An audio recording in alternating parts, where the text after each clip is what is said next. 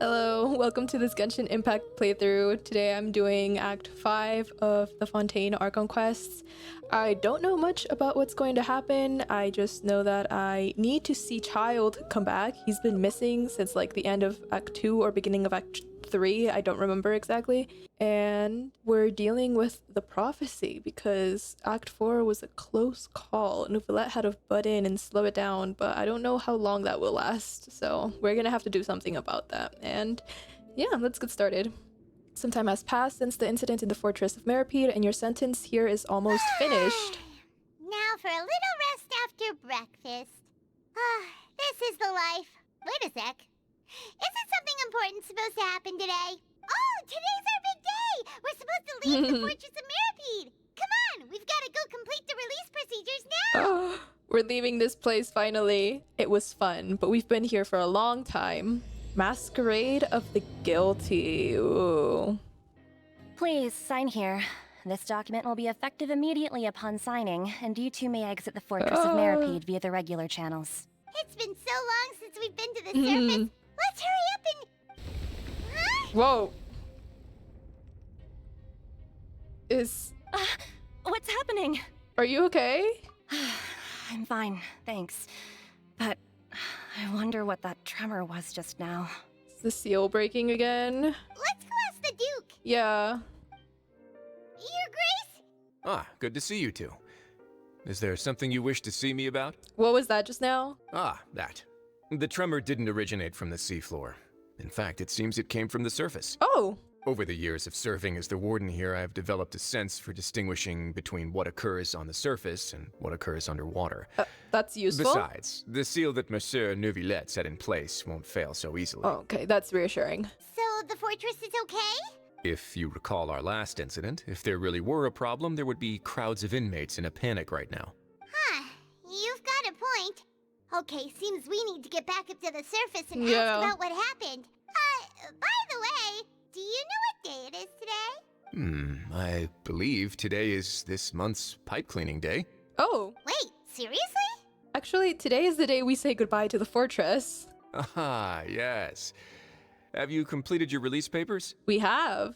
Yep. It's you two. Yay! Are you leaving now? That's right. Today is our last day in prison. But now that Paimon says that, it doesn't feel like we were confined here. It's actually been pretty nice. Yeah, it was a weird experience for a prison, I'll say that. A lot of people have helped us out. Oh yeah, Paimon feels fond of this place now. Then be sure to come back and visit. Sure. I miss you. If you've signed the release papers, then you're free to go. The Okay. guards will escort you out. You're not going to see us off? I knew you'd ask. All right, sure. Let's go. Oh. Well, you actually agreed. No worries, you must be busy. Paimon was just joking. Ah, so you do have a polite side, I see. After being down here for so long, I imagine you must feel like you're lacking No. companionship. Shall I come along too? No, that's all right. It's not like we'll never visit again. Yeah, don't worry, we'll come back to see you. Paimon really likes the cafeteria here. The chefs sure do know how to make good grub. I hope you won't be here as convicts the next time I see you. No, hopefully not. We'll do our best to stay out of trouble.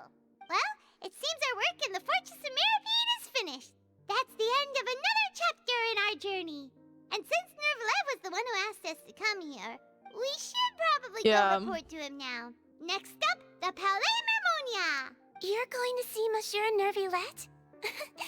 Please pass on our kind regards. Yeah. I'm sure just your regards will do, no? I believe it would be the polite thing to do. You're right. I've heard the Palais has been terribly busy these days. Tell him that I hope he hasn't been overwhelmed by the recent string of troubles. If you're concerned about things at the Palais, why don't you take some time to go up and check things out? I believe you should still have some vacation time to spend. Thank you for being so understanding. It means a lot. It's been some time since I've gone to the surface. I must say that I've started to miss it a little. The Palais Mermonia sure is buzzing with activity today. Halt! Oh. Oh, it's you two. Apologies. Hello. Monsieur Neuvillette did say you'd be welcome at any time. Excuse me, would you mind helping me take a look at this report? I'll be right there. Sorry, I've got my hands full here. You can see yourselves in. Everyone's so busy. Seems a lot has been happening.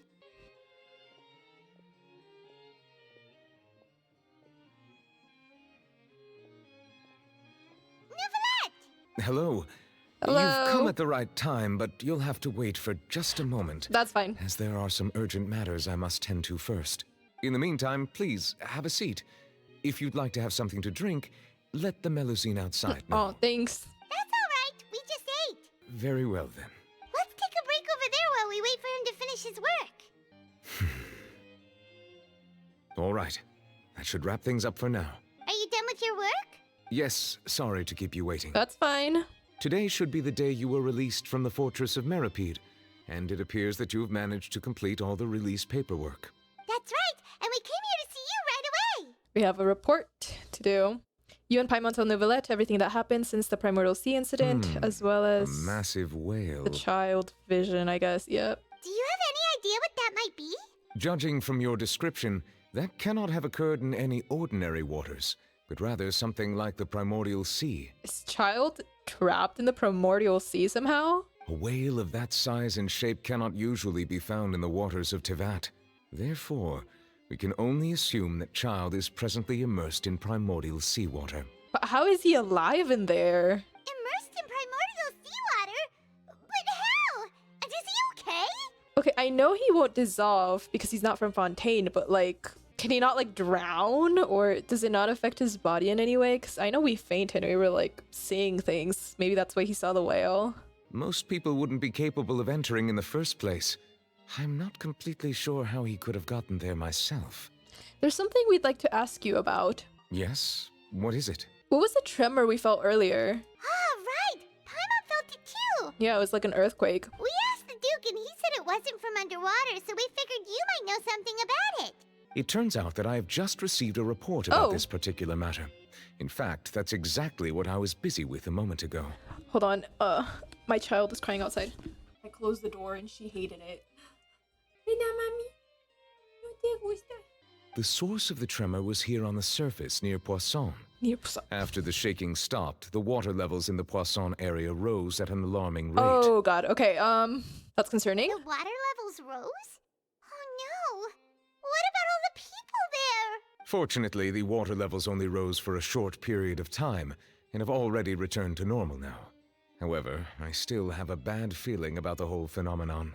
If the change in water levels is connected with the leaking primordial seawater, then the situation in Poisson may be much worse than it appears. Navia should be in Poisson, right? Yeah. We need to go check on her. I would also like to go there as soon as possible, but I'm afraid I can't leave just yet. Understandable. We must We'll immediately go. formulate disaster prevention plans for the surrounding coastal Very areas smart, to yes. avoid potential catastrophes. I'll have to ask you two to go to Poisson first. I'll meet you there to check on the situation once I finish things here. Sounds like a plan. There's no time to lose. Let's get going. Please be careful. Have to go check on my girl, Navia. The two of you have my thanks. If you need any help, just let me know. Oh no. Everyone okay? What happened here? All the buildings here seem to be in pretty rough shape now. There's nobody around. Were they all dissolved? No, let's not assume the worst yet. No, I'm sure they got out. Navia should be around here, right? We need to make sure she's still... Paimon means we need to check on her. Navia, are you around? There's a guy up there. We haven't seen a single soul all the way here. Oh, this is getting scary. What will I ever do now? Look, there's someone on the roof over there. You need help? Just stay put. We're coming up. Watch your balance. All right, just hurry.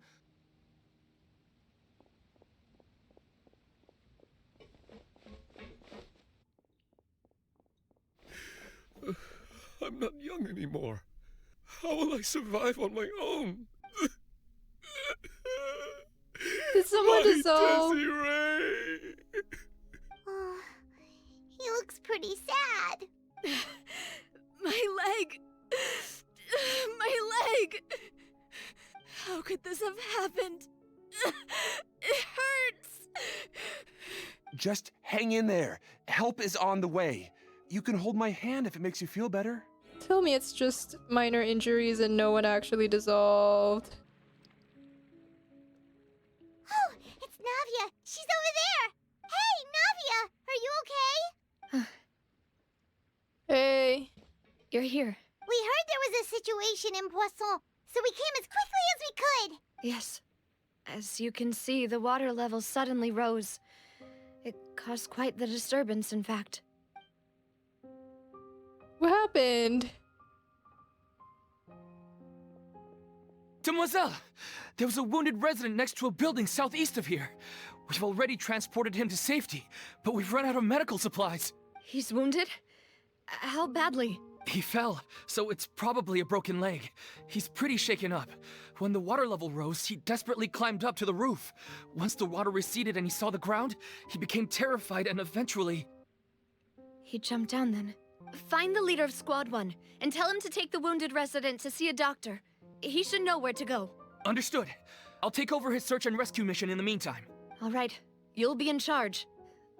I'm sorry. Where were we? Don't apologize. The situation in Poisson? Right. Allow me to explain. A little earlier, we suddenly heard a loud noise.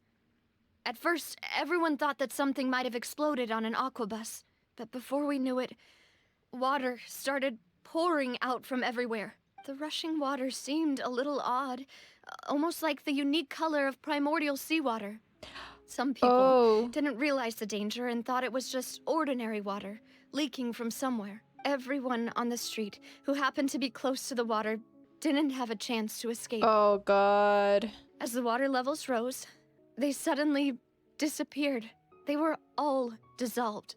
Those who realized what was happening started to flee in a panic, desperately trying to get to higher ground. Many were injured in the stampede, and some people fell from significant heights. The Spina di Rosula initiated rescue operations as quickly as possible, but there have been a lot of casualties. Fortunately, the water began to recede after some time, and the chaos came to an end. The water that flooded the area contained primordial seawater, so the lower levels of Poisson are still hazardous. To ensure everyone's safety, I've asked the people there to leave as soon as possible. No one knows if this could happen again. All we can do for now is try our best to help evacuate the residents. Yeah. We still haven't completed the head count, but we'll have some numbers soon. How awful. And all of this just came out of nowhere. It was quite frightening indeed. I only wish that everything that just happened was a bad dream. I'm sorry, Navia. Is there any way we can help, Navia? Yeah, we're here to help. Thank you for being so willing to help in a moment of crisis like this. You don't know how much it means to me. Oh. I really can't express how grateful I am. Wait, we're missing some people, aren't we? Where are Silver and Malus? Don't say that, Navia. That's what friends are for. By the way, where are Malus and Silver? They're around here, right? Demoiselle! We've got a situation here! Where are they? No, they can't have dissolved. They were my favorite NPCs. No! Okay, Navia, they better be alive. I'll be right there. Navia, just tell me you were interrupted and you know where they are. Sorry, I need to go for now. They're alive, right? They're alive. They're alive. And off she goes. Seems it might be a while before she can take a break.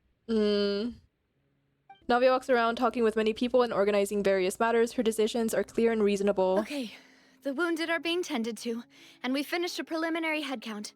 More support has just arrived, so I suppose I finally have a moment to focus on my own matters. Of course, we should remain ready for anything, and continue doing our best to rescue others. I'll be sure to have everyone at the Spina di Rosula ready to render assistance. Traveler, Paimon, would you two accompany me to my father's grave for a moment? Yeah, absolutely. Huh? Right now? I understand. Thank you. Not a lot of people here, huh? Well, given the time of day and the whole situation in Poisson, Paimon doesn't think there'd be a ton of people here visiting graves. Right. That's how things are now. The living are so exhausted Navia. that they've no strength to spare any words for the dead. Navia? There's no need to push yourself so hard. Oh. I hate seeing Navia cry. Navia, what's wrong? Sorry. I just... Maloose and Silver. They won't ever come back here again. Okay. You cannot be serious. I'm not going to cry. I was not overly attached to those characters at all. It's so early in the quest. No. Okay, wait. I'm so sorry, Navia. What should I do, Papa? Huh? What happened to them? I'm sorry for your loss. Everyone agreed on the rescue plan, but still, I was the one who initiated it. They were helping evacuate the residents, but they couldn't leave in time. No, you can't take such great characters away from me. And they were caught in the seawater.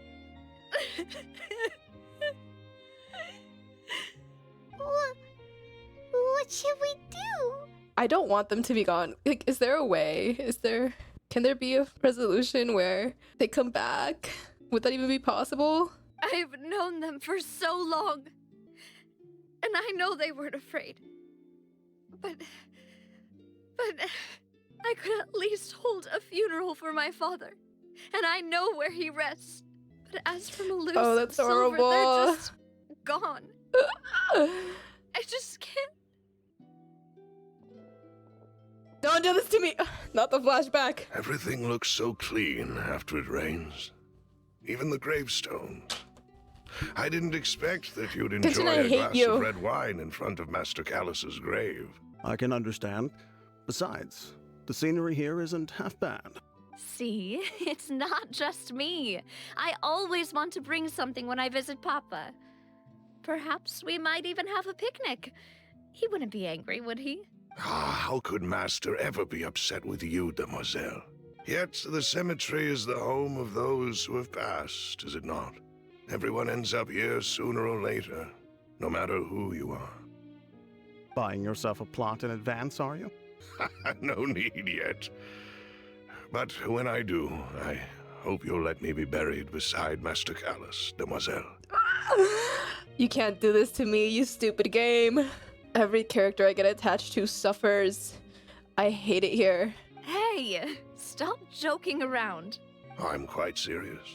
That way, it'll save us both the trip to see each other whenever you visit your father's grave. That makes sense. In that case, could I be buried on his other side? After all, besides you, Demoiselle, the two of us could certainly be considered Master's closest companions, no? Personally, I believe we fill those shoes just fine. Why are you bringing I this hate up all these of a two. sudden? Seriously. All right. I'll remember your requests. But I'd really prefer not to talk about this stuff. And what do you mean by saving me a trip? I'd make the journey even if I had to visit you two somewhere else. I'd promised to let them rest in peace here. But here I am breaking that promise. They would understand. It's okay. I'm sorry for letting you see me in a mess like this.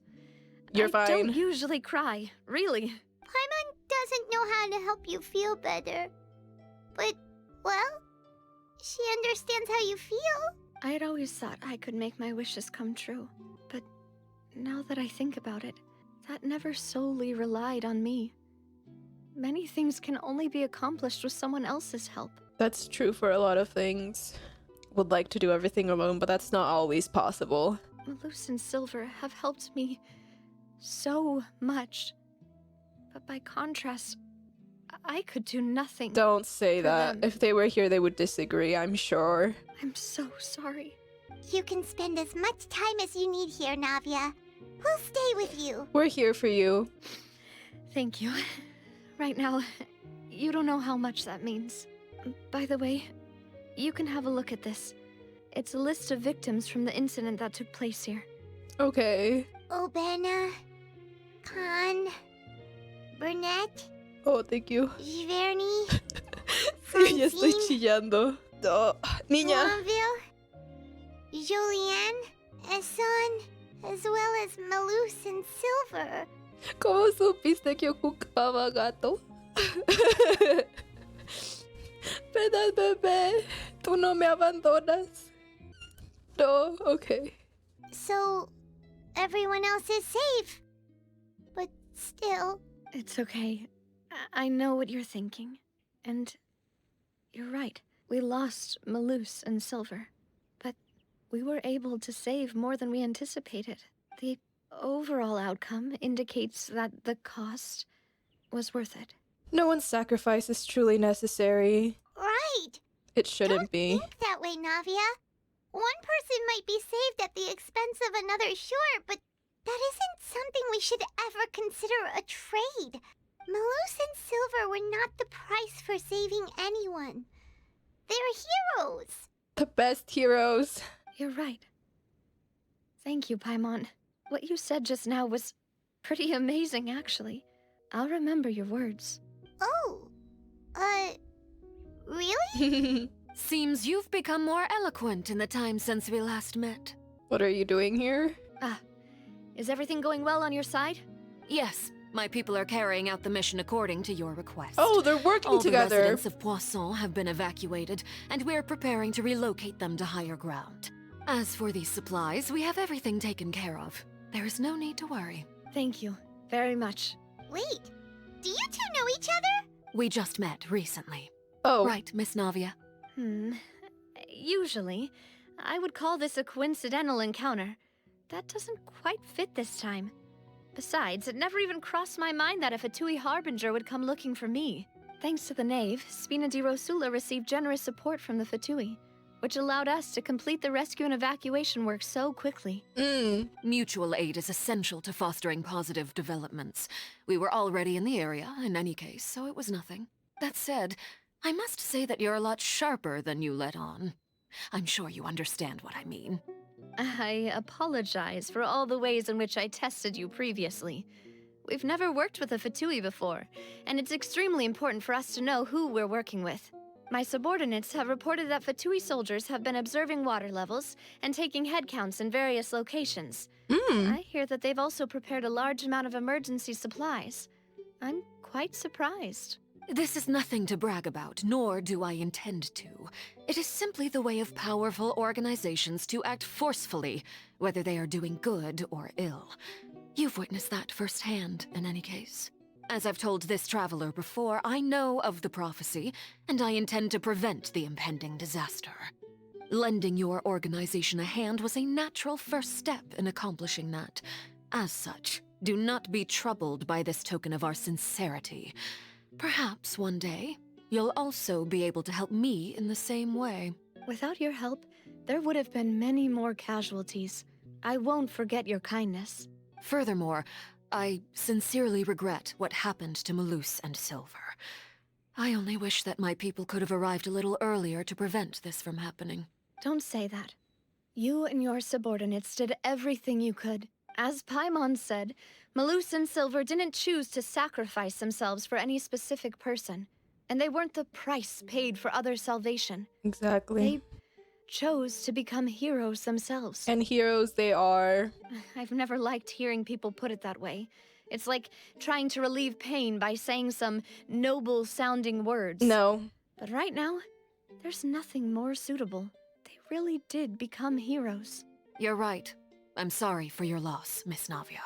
Water is life to Fontaine's people, and it also spells disaster. It's no wonder that people always say that prophecies represent fate. Fortunately, I've never been one for such opinions. So, you're one who will try to change fate, then? Of course. That is why I'm going to Hotel Bouffe de Thé. I still have some things to take care of, and the children need my attention. By the way, Traveler, Paimon, one more thing. What is it? Alright, then we'll just... Huh? This isn't right.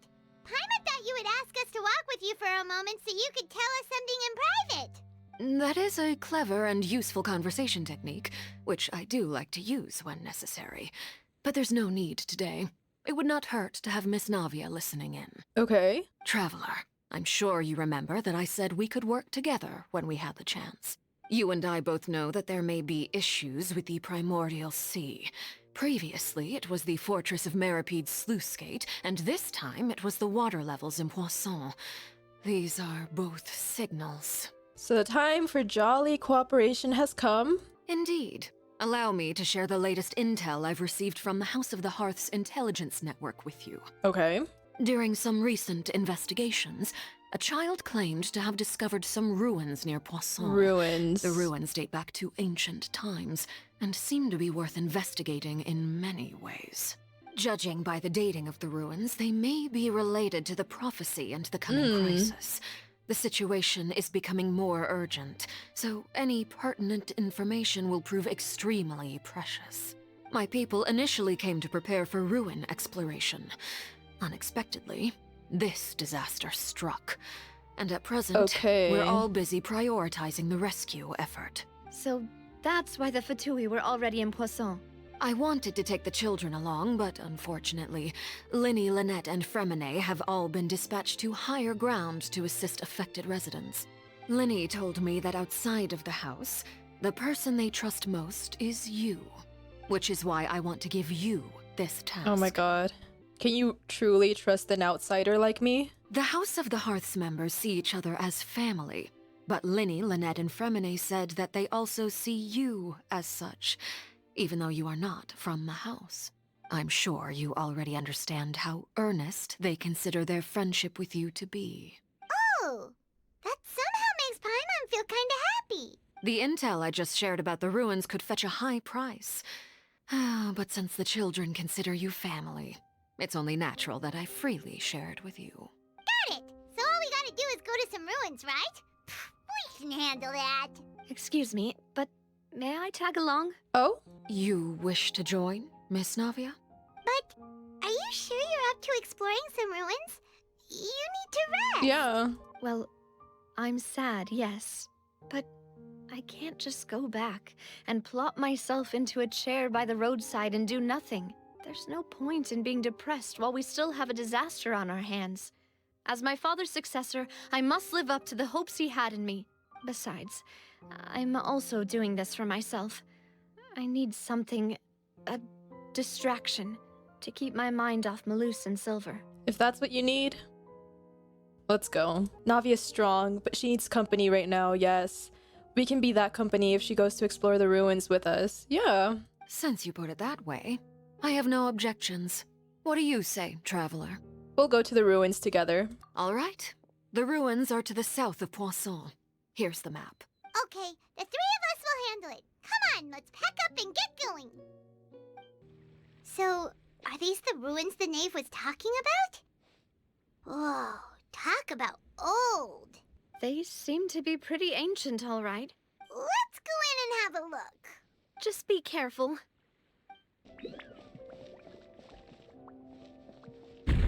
Jesus, that scared me. The floor here isn't safe. Why did that scare me so much? Why did they do that to me? I should have expected it. This place has also been contaminated by primordial seawater. Navia, be careful, please. Yeah. And a lot of it, too. A Fontainian would most likely dissolve the moment they fell in. You should go back to safety, Navia. I can go look. Right. You can't go down if there's primordial seawater. Yeah. It's too dangerous, and it won't be any help for you to just stay here. Don't get Paimon wrong. We're not saying you're useless. It's just that... No, you're right. I can't do anything in this situation. I'll leave this to you. From the looks of things here, maybe there's no way back. If we just fell in, how is she supposed to go back? That complicates things. Maybe the only way left is forward. Okay, Navia, we'll figure this out. I'm not letting you dissolve. In that case, do you want to wait for us here? The water levels here are unstable. Oh my god, and there's a chance the water will rise. So staying here wouldn't be safe either. I'll go together with you. Perhaps Navia. you'll find the exit just up ahead. Seems like there isn't any other option. All right. Come with us for now then, but please be careful. Please, please, please. Oh no, it's a dead end. Let's try climbing over from the side.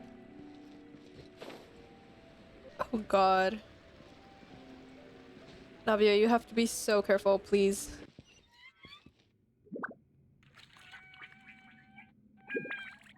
What the hell is this place? Okay, let's not fall into the water. Wait, there's something Oh wrong my with god. this bridge. Stop scaring me. Navia, I swear to god.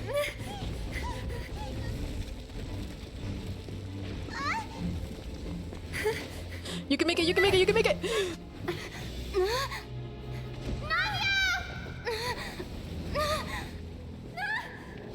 Ah! Jesus! They can come back. We'll figure out a way to get them back. They can come back, right? I got spoiled. I saw her in the lantern, right? They can come back. Oh. Demoiselle? Huh? What the fuck? Demoiselle, what are you doing here by yourself? Would you be standing here till dark if I hadn't come to get you? What is this? Maybe she just wants some time to herself, Maloose. Is this is this some kind of limbo? Oh, was I sleeping? Yes, it would appear so. I must be tired. That's quite possible. However, you were the one that suggested we go out for a walk.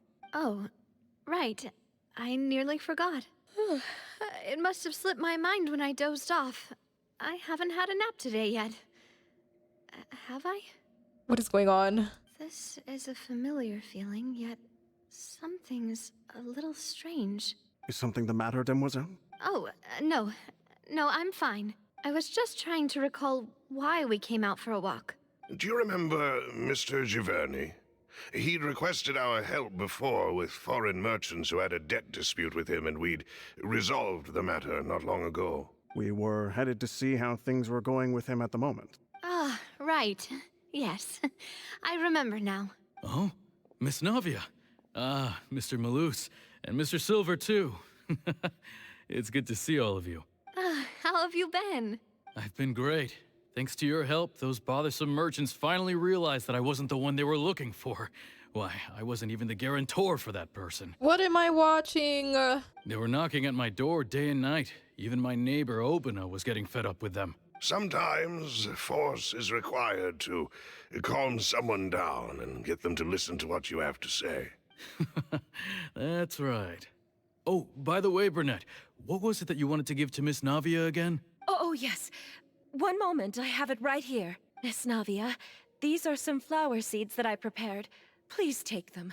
They're a very good variety, and they'll become very big and beautiful once they bloom. I don't know what we would have done without your help, so this is a little token of our appreciation. I hope you won't refuse. Ah, did you cultivate them yourself? Thank you so much. I'll certainly take them. Maloose, we do still have some empty flower pots at home, right? Why, we can have as many pots as you'd like, Demoiselle. Maloose, I miss you. What is going on? Perfect. In that case, we'll swap out some of the decorative plants for some of Mrs. Burnett's flowers. Very well. Wait. Something seems to be off here. Excuse me, madam. If I'm not mistaken, your name is Burnett, correct? That's right. Is something wrong? No, it's nothing. This is the first time we've ever met, but your name seemed familiar to me. I must have heard it when I was discussing things with your husband previously. I've heard this name before. Sometime recently, I'm sure of it. And why are there so few people around here? Where did everyone go? It's only the people that dissolved that are here? We must mind the time, Demoiselle. We still have important things to attend to today. Huh? We do? Like what? Well, now, did you forget? Miss Navia, here you are. I've been looking for you. Please, come to the Opera House. Your trial is about to begin. My trial? Wait, why would I need to go to the Opera House? Yes, she's right, Demoiselle. It's just What? about time now, so we should get going. Oh? All right then. Look, it's Navia. She's here. And her two attendants are with her. Goodness, everyone's finally here. There sure are a lot of people here to see the trial. And they all seem to be oddly excited about something. I even know some of these people. Karina, Desiree, Joyville, Jolien, Essen. Why are so many people here? And why do I have no recollection of this case? And as for the judge... huh? Where's Monsieur Neuvillette? Please sit in the defendant's seat. Don't worry, Silver and I shall accompany you. All right.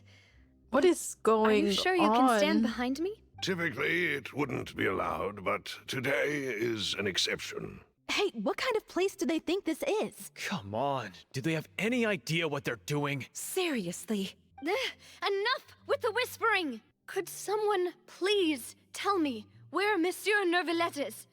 And why I'm standing trial? My dear Miss Navia, have you not yet realized what you've done? In that case, allow me to explain. I'm so sorry if I'm quiet. I literally don't know what's going on, and I'm just like so focused on what's happening.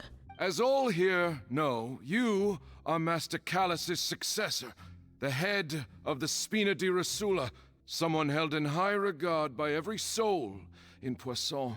After you took over the Spina, you treated all of us just like the late Master Callus had. If anyone in need reached out to you for help, you responded. Not only you, but your butler, your subordinates, nearly everyone in the Spina di Rosula fought for the well-being of those in Poisson. Wait a moment. Yeah. Aren't you just proving that I'm a good person? Yes, correct. Absolutely right. And that is why you stand accused. You have helped so many people get through so many difficulties. You are one with us. We are inseparable. We are one big family, all of us who are from Poisson, inextricably linked. And with you being so important, we couldn't possibly do without you. Therefore, this fair and honorable court shall declare you guilty, and you shall stay here. You will be together with us forever. Huh? What are you saying? Everything you have said is correct. I have indeed done a lot for my hometown, and I would be willing to be with you all, but what is the purpose of having me stand here like this? What is there to discuss? Ah, well, if that's what you think, then I have no further comments. How wonderful, Miss Navia!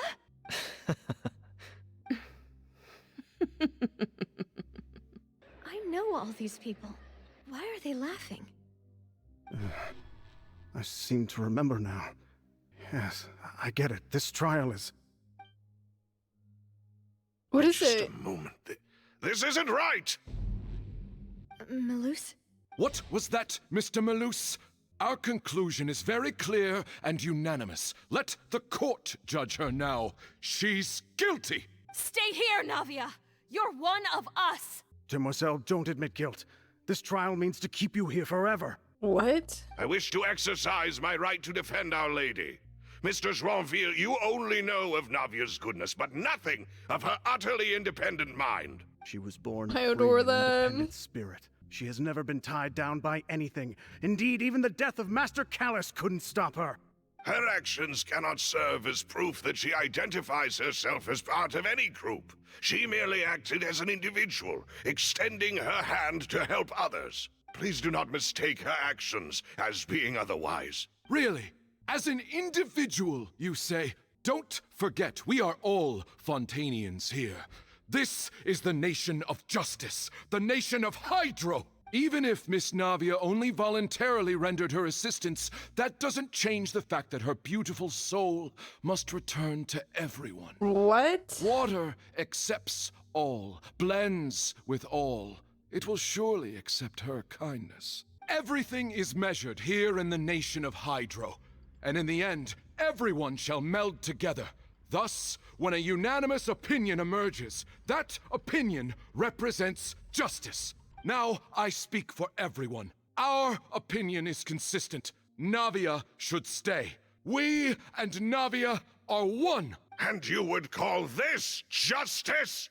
Preposterous! You are merely jealous that Demoiselle still has a chance to exist as an individual. Have you forgotten how much you all once longed to become individuals, to become independent? Do you mean to defy our justice?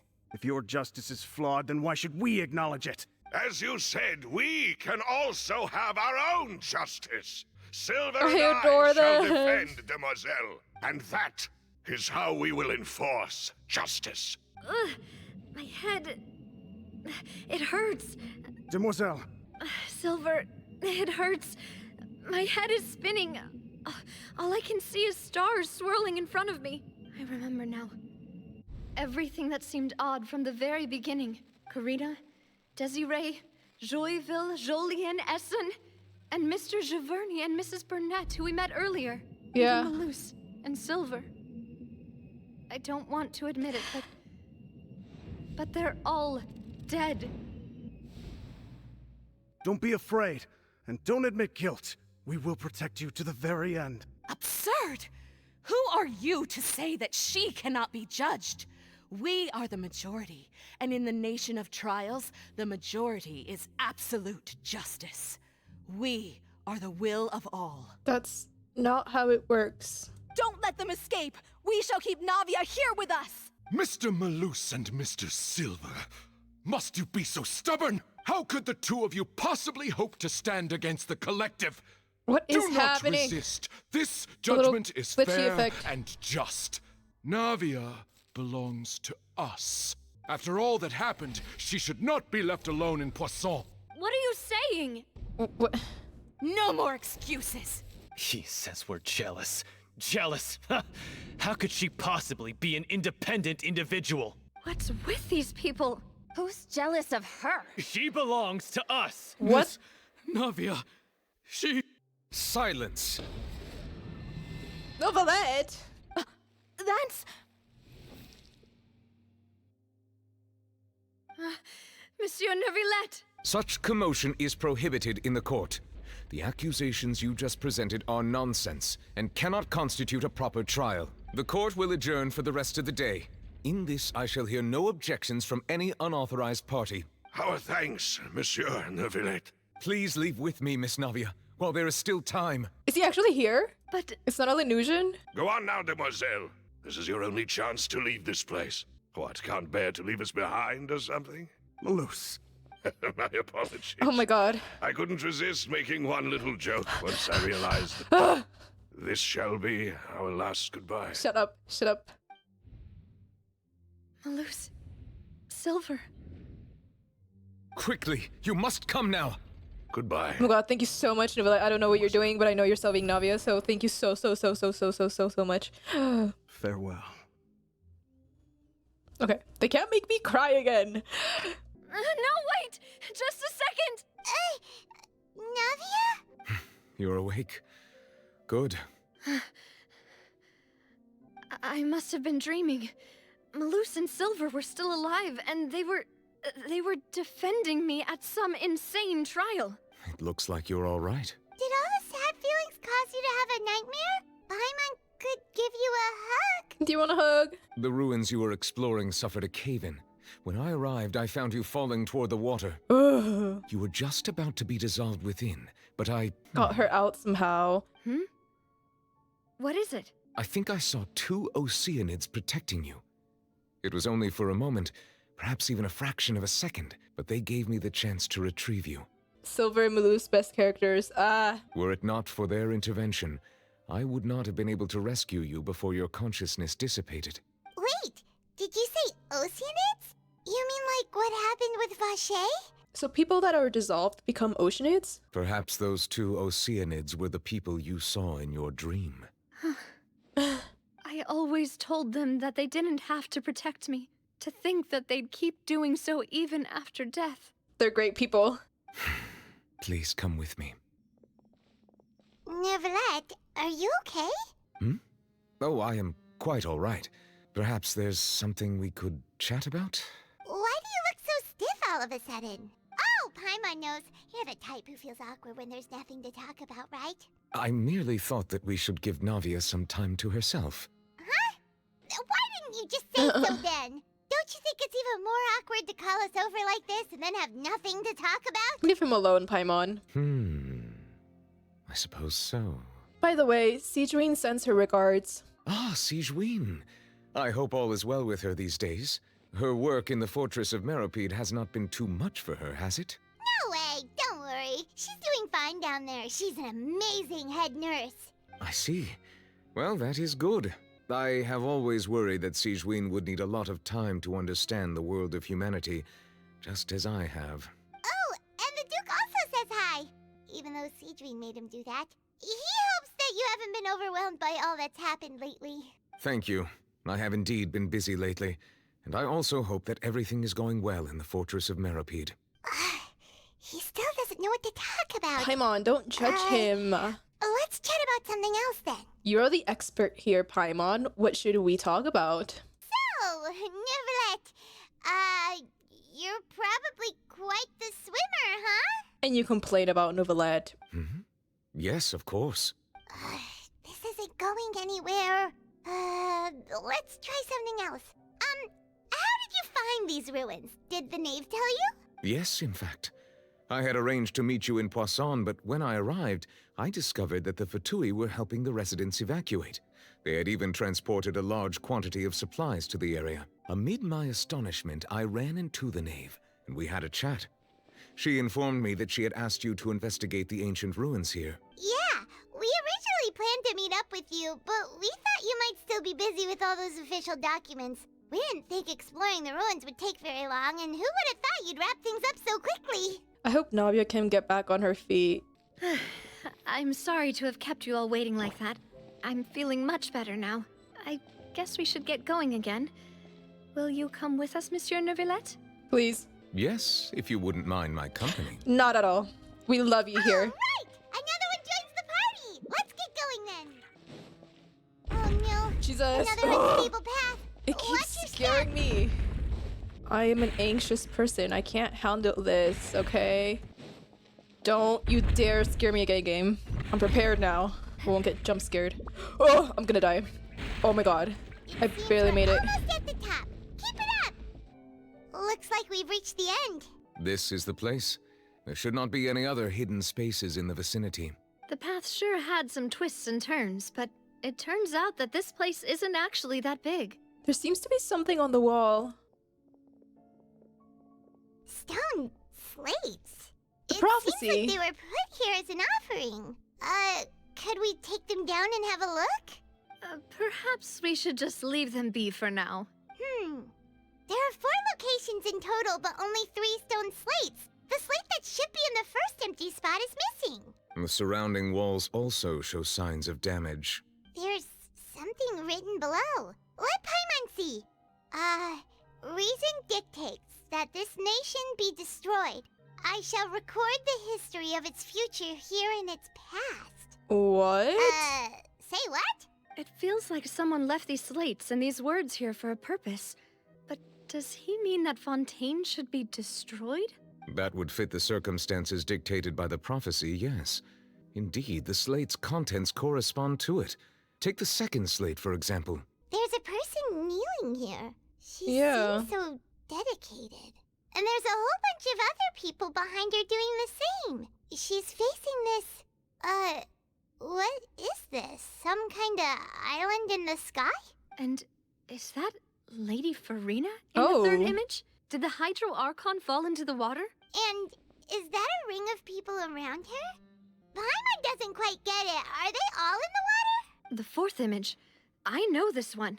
This exactly matches the content of the prophecy. The people will all be dissolved into the waters, and only the Hydro Archon will remain, weeping on her throne. Yes, they do seem to match. Yeah, but what is that image?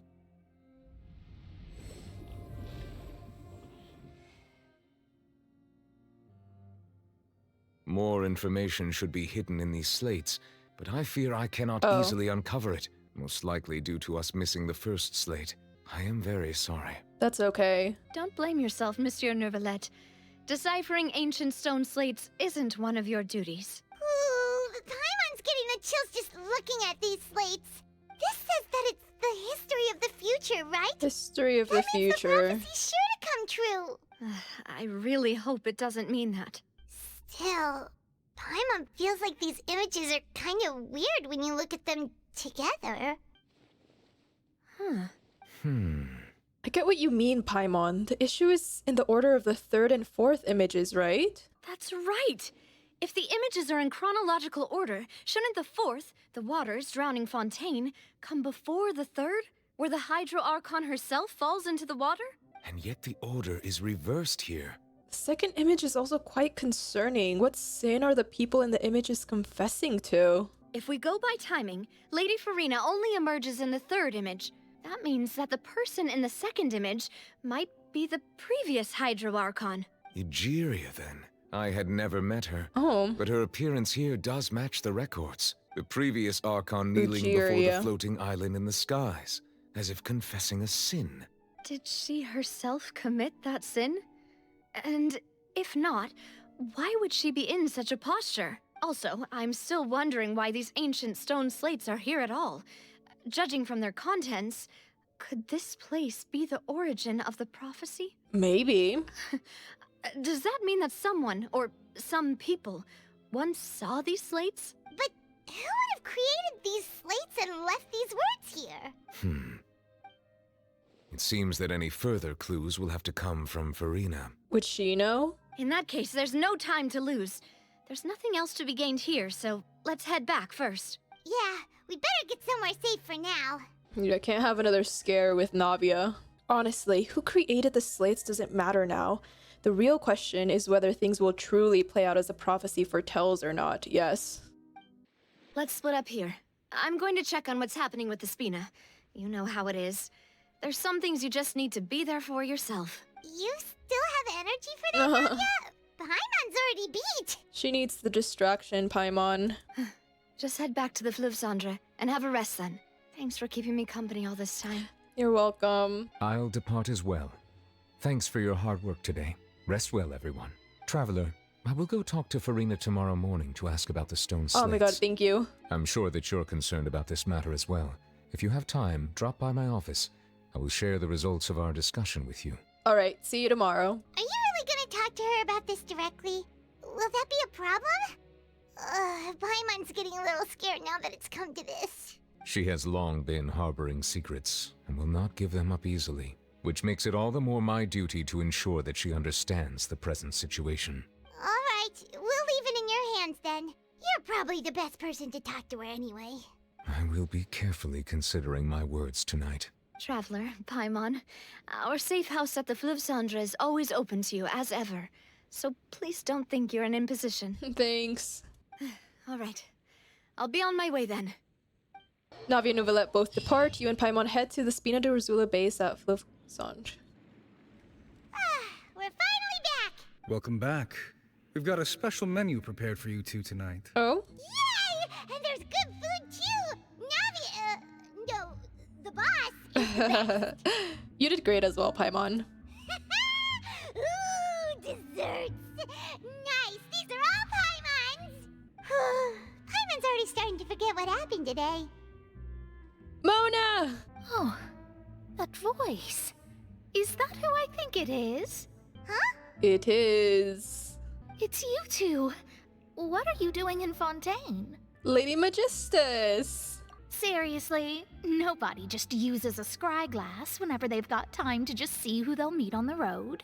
Still, we didn't expect to see you here. Wait, you're not a Fontainian, are you, Mona? Well, I have some business to attend to here, so I booked a hotel in the city. I was just out for a stroll when I bumped into you. Quite unexpectedly, if I might add. Why did you think I was from Fontaine, though? Is that because Magistus doesn't sound much like a Mondstatter surname? Yeah, let's go with that. Well, I used to have my own surname, which was, well, some other thing. Either way, the old hag told me when she took me as her disciple that the first step to being a great astrologist's pupil was to change that name. There was nothing for it, really. She really is amazing at astrology, so I changed my name to what it is now according to her wishes. To my surprise, however, Magistus is not the name of some ancient house or clan. It isn't? Then what is it? Nope. Although it is used by us in place of surnames, it generally just means great. Wow! Imagine including a boast in your name. Wait, are you gonna have to put that into your genealogy as well? I reckon so. Oh my god. In any case, I'd give my disciple a name like this as well, if I were to take one. And may I ask what your master's name is? Astromancer Barbeloth Trismegistus. Astromancer Barbeloth... What? Trismegistus? Whoa, that's a long one. Yeah. Does it also mean great or something? My name means Mona the Great Astrologist. As for the old hag, hers is, in plain speech, the thrice-as-great Scholar of the Stars. Oh my god. Just take it as a title specific to astrologists. Thrice as great? That's so petty. I know, right? That's just how she is. She used to call herself Megistus, actually, but when she took me in, she changed her name to Trismegistus. Sounds annoying. Megistus is thus the calling card of our school, so to speak, which makes it about the same as a surname. It's all right if you don't get it. You can look into it further should you need to study astrology more deeply. How about triple strength traveler or triple appetite Paimon? Terrible! But anyway, you're not Fontanian, are you, Mona? You're from Mondstadt, right? Well, I was born in Mondstadt, yes. My parents migrated to Dornman Port, and I traveled with the old hag for a while, after which I settled down in Mondstadt City. Oh, that's a good thing then. At least we know you won't be dissolved by Fontaine's waters. Yeah. Speaking of that, I'm sure you're aware that a bunch of things have happened here in Fontaine, Oh, well right? aware. I know you're not a local, but I'd avoid getting too close to any water that looks strange all the same. I have some bad news, Mona. There's something ominous about The it. water. Well, the water, I mean. Did you come to Fontaine because of the prophecy, Mona? That was the main reason, yes. Just a while back, the Steambird invited me to take part in a panel and speak about the circulation of the prophecy as an astrologist. The invitation was sent quite early on. I don't think anyone expected Fontaine to be in this much trouble. What do you make of that prophecy, Mona? Just tell us what you think as an astrologist. Your word would go a long way to make things more certain and less scary. What I can tell you is that I'm an astrologist, and that this prophecy concerns the fate of Fontaine, even that of all Tevat. Ascertaining this is akin to reading the fortune of the whole world. I'm afraid that this is not something that just anyone can do. If I could do it, you would no longer call me an astrologist, but a visionary. But on the flip side, the prophecy is so huge and powerful that it must surely come from a powerful visionary. Its contents involve the fate of the world. Disregarding it would be a mistake. A visionary? Sounds really powerful and all, but does such a person really exist? Of course.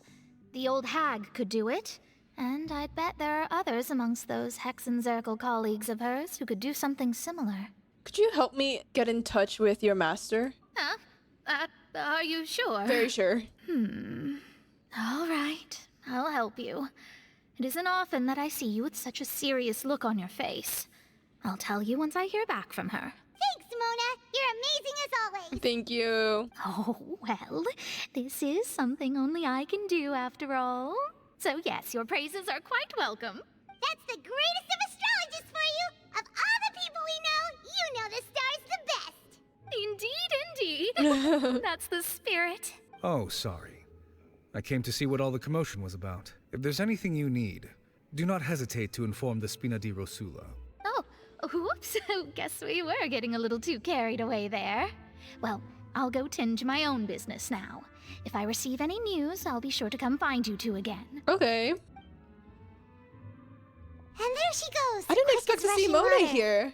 And here we are with the Spina guy giving us suspicious looks. I mean, we were making a ruckus. Right, but we were able to recruit Mona's help, didn't we? Our Fontanian friends will thank us someday. After the conversation, you decide to get a good night's sleep to replenish your energy. Good morning. To be honest, Paimon's still feeling kind of sleepy.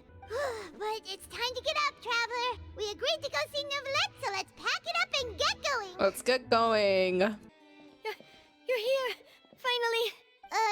Is something wrong? Were you waiting for me? Monsieur Neurvalette and Lady Farina, they seem to have gotten into a dispute. Please go see for yourself. Okay. What's going on between you two? Like I said, I've already explained everything. And yet the problem has not been properly solved. There is little space for excuses between us. It is not my intention to offend you, but please, tell me where you stand. You are the Hydro Archon Focalor, are you not? Look at this. This is a list of the victims from the recent Poisson incident. You mean they're all... We did not arrive in time to avert this disaster, and I will not have it happen again. I will say this once more. You must tell me everything you know. Yesterday, I found 3 stone slates in some ancient ruins near Poisson. Do you know anything about those? Seriously? You're questioning me like this is a court case now. I don't know anything about that.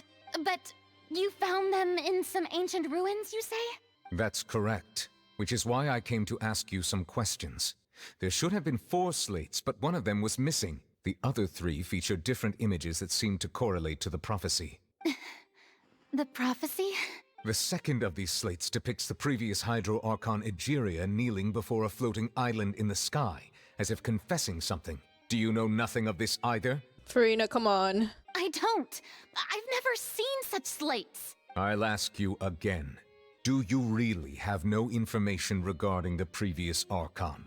My deciphering of the slates indicates that the Hydro Archon Egeria once had to confess to, or apologize for, a certain sin. If anyone would know about it, it should be you. All gods don't have the same secrets, you know. She was herself and I'm me. Is it really so strange that I know nothing? A little bit. I understand your concerns, but I'm sorry. I just don't have anything to tell you. Forgive me for saying this now, Lady Farina, but I have long known of your various secret investigations into certain matters. There are several indications that you have been investigating the prophecy on the sly. This is not strange in itself, considering that you are the Hydro Archon. But it is strange that you should also claim to not know any of Egeria's secrets, as well as do nothing following your inquiries. You have never been as superficial as you have presented yourself to be, nor are you a fool. And yet, your behavior is very inconsistent. So you've been watching me all this time, have you? I didn't think you were that type. You... Farina! Well, since you know about my secret investigations, then you should know I'm actually working to take care of it. Answer straight for once, please. There's no point questioning or suspecting me. You're the Eudix, but you're still my subordinate. You should be following my lead. Just trust in me. You're Archon, and do as I say. Never mind whether you can truly convince yourself to or not. It'll all turn out fine. That's all I have to say. We do not discuss this matter again. Oh, the opera's about to start. Toodles! Oh my god, Farina.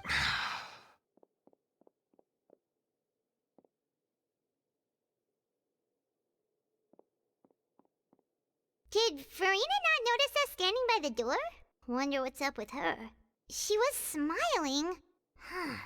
She didn't seem in the mood to care if we were listening in or not. She seems to be deliberately hiding something. I assume you've been outside for a while now? Yeah. Oh, you noticed. Seems Farina didn't even realize we were here. She was in a great panic, though I cannot discern the reason. Our discussion reached impasses time and again, a state of affairs that we cannot allow to continue. Still, I do not understand. Dialogue is the basis for understanding, so why did she keep refusing to engage? I'm afraid questions alone might not suffice. We need to make her understand how dire the situation actually is. Everyone in her inner circle has noticed that she is hiding some secret. The issue is her attitude. Yeah. I fear that she will not reveal anything unless absolutely forced to.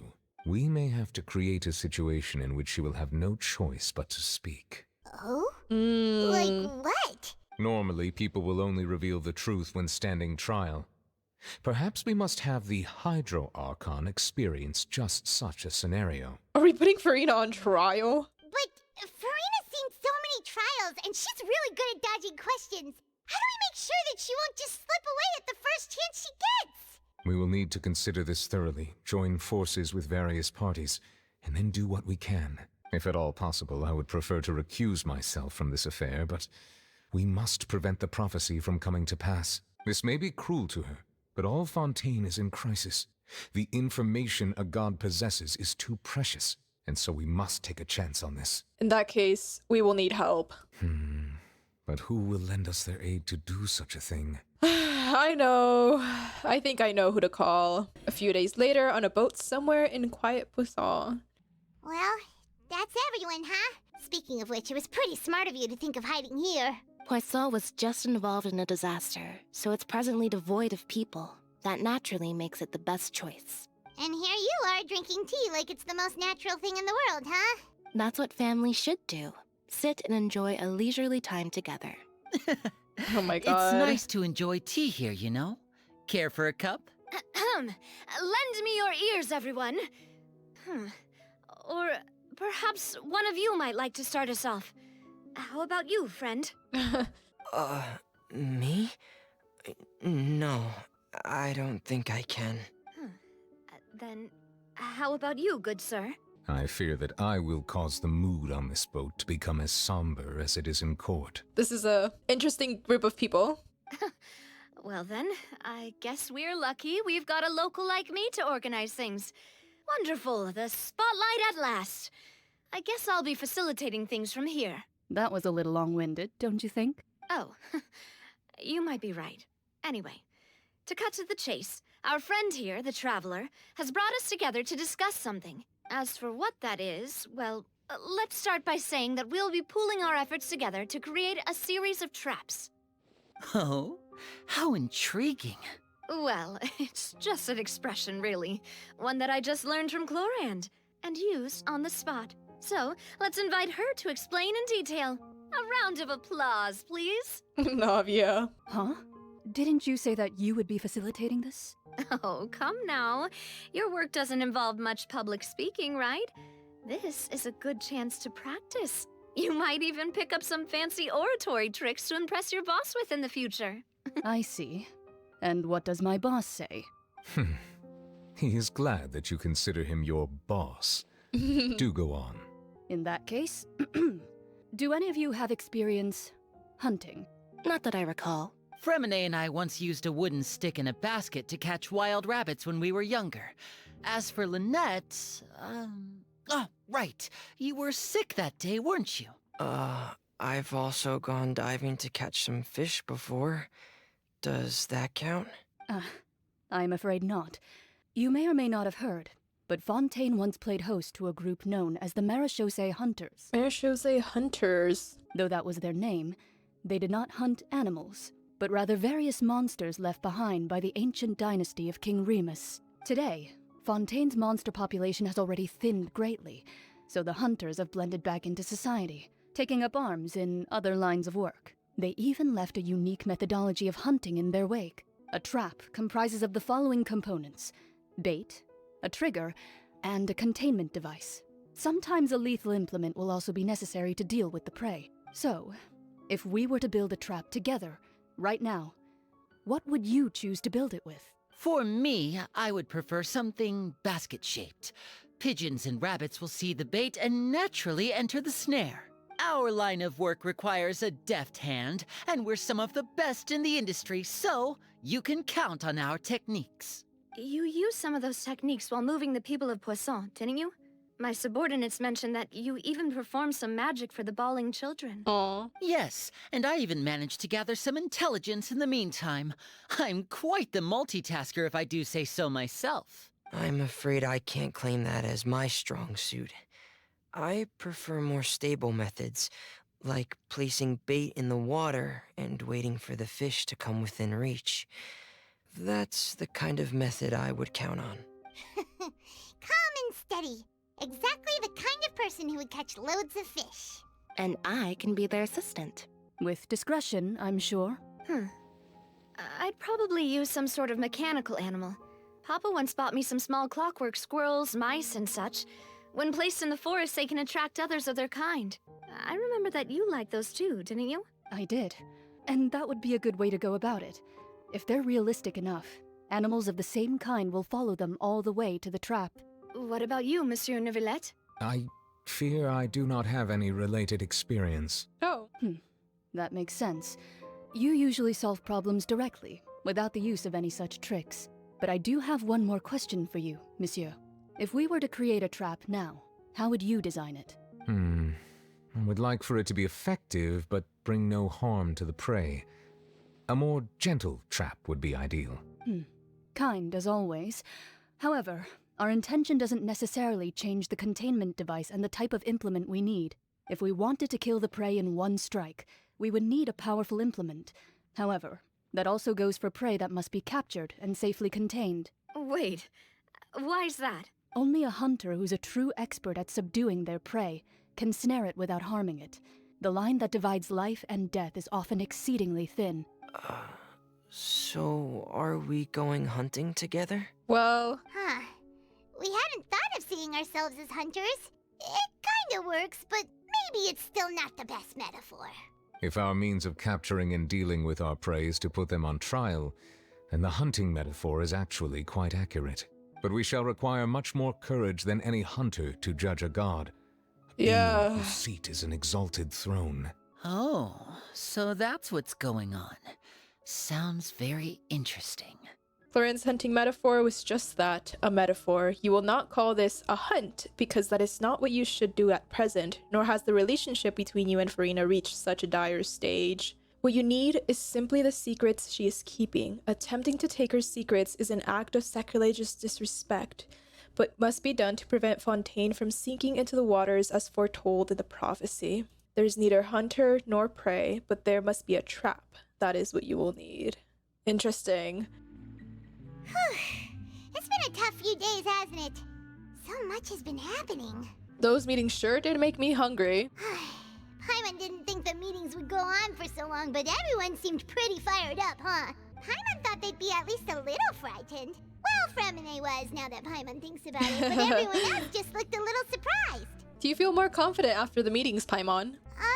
Well, it's hard to say. Paimon doesn't have any experience with this sort of thing. But with you around, Paimon sure will do great. After all, you're the most reliable person in the world, aren't you? Aw. Huh? Is there something wrong? Did you just pour some tea? Paimon didn't notice you doing that at all. I didn't. Then what's that? Paimon's never seen that cup before.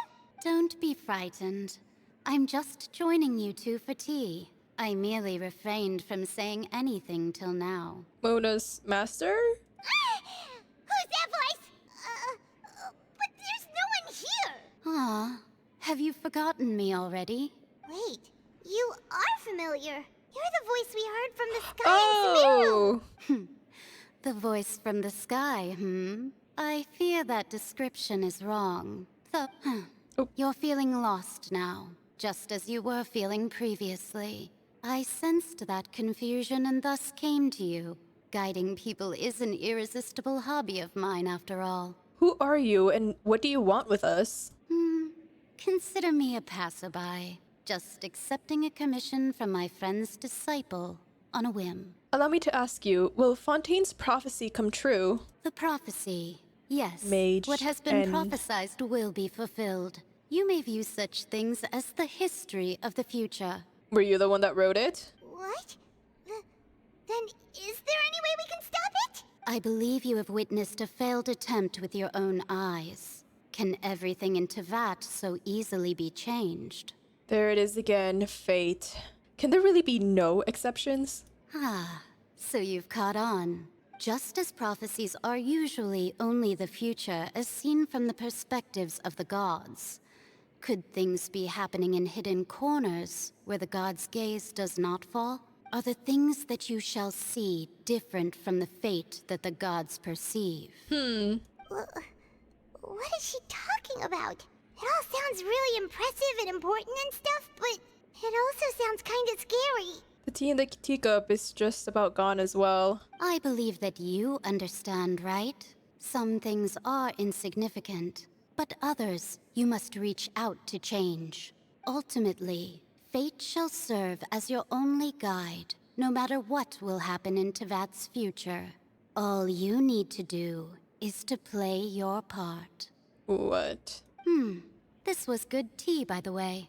Thank you for your hospitality. Well, that'll be all for today. The voice. It's gone. Mage N. Is this the clue you're leaving for us? I'm dumb. The unexpected news leads to complicated feelings. You lie. When you wake up, someone seems to be outside. What? I want to hear someone talking.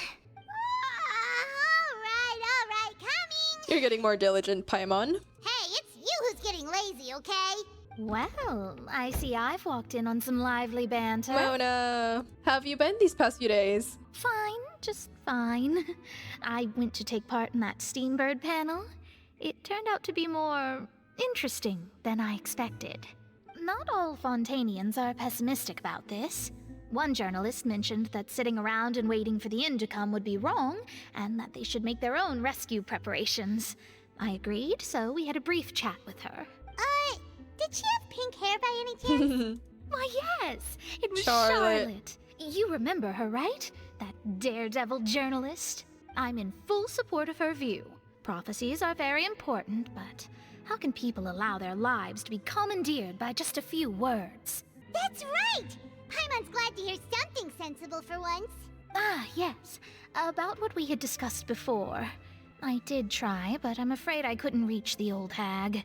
I'll try again tonight, but I wouldn't get your hopes up. No worries. Actually, someone already came over. Huh? Yeah. You tell Mona about your mysterious guest. Goodness gracious. Are you serious? I believe she came to pass a message to us. She said that even the god's gaze has blind spots. Pretty bold if you ask Paimon. Most people would believe the gods to be all-knowing, right? The Hexen Circle members are certainly anything but ordinary. As for the mage named N, the old hag has mentioned her a few times.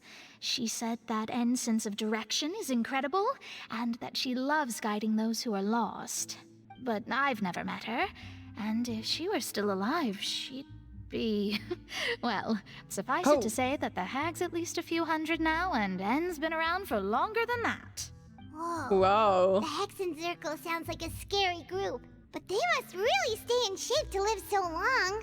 Their abilities alone are pretty terrifying. If she came to see you personally, then the problem you're facing must truly be of great importance. Well, it's not like Paimon could understand anything she said.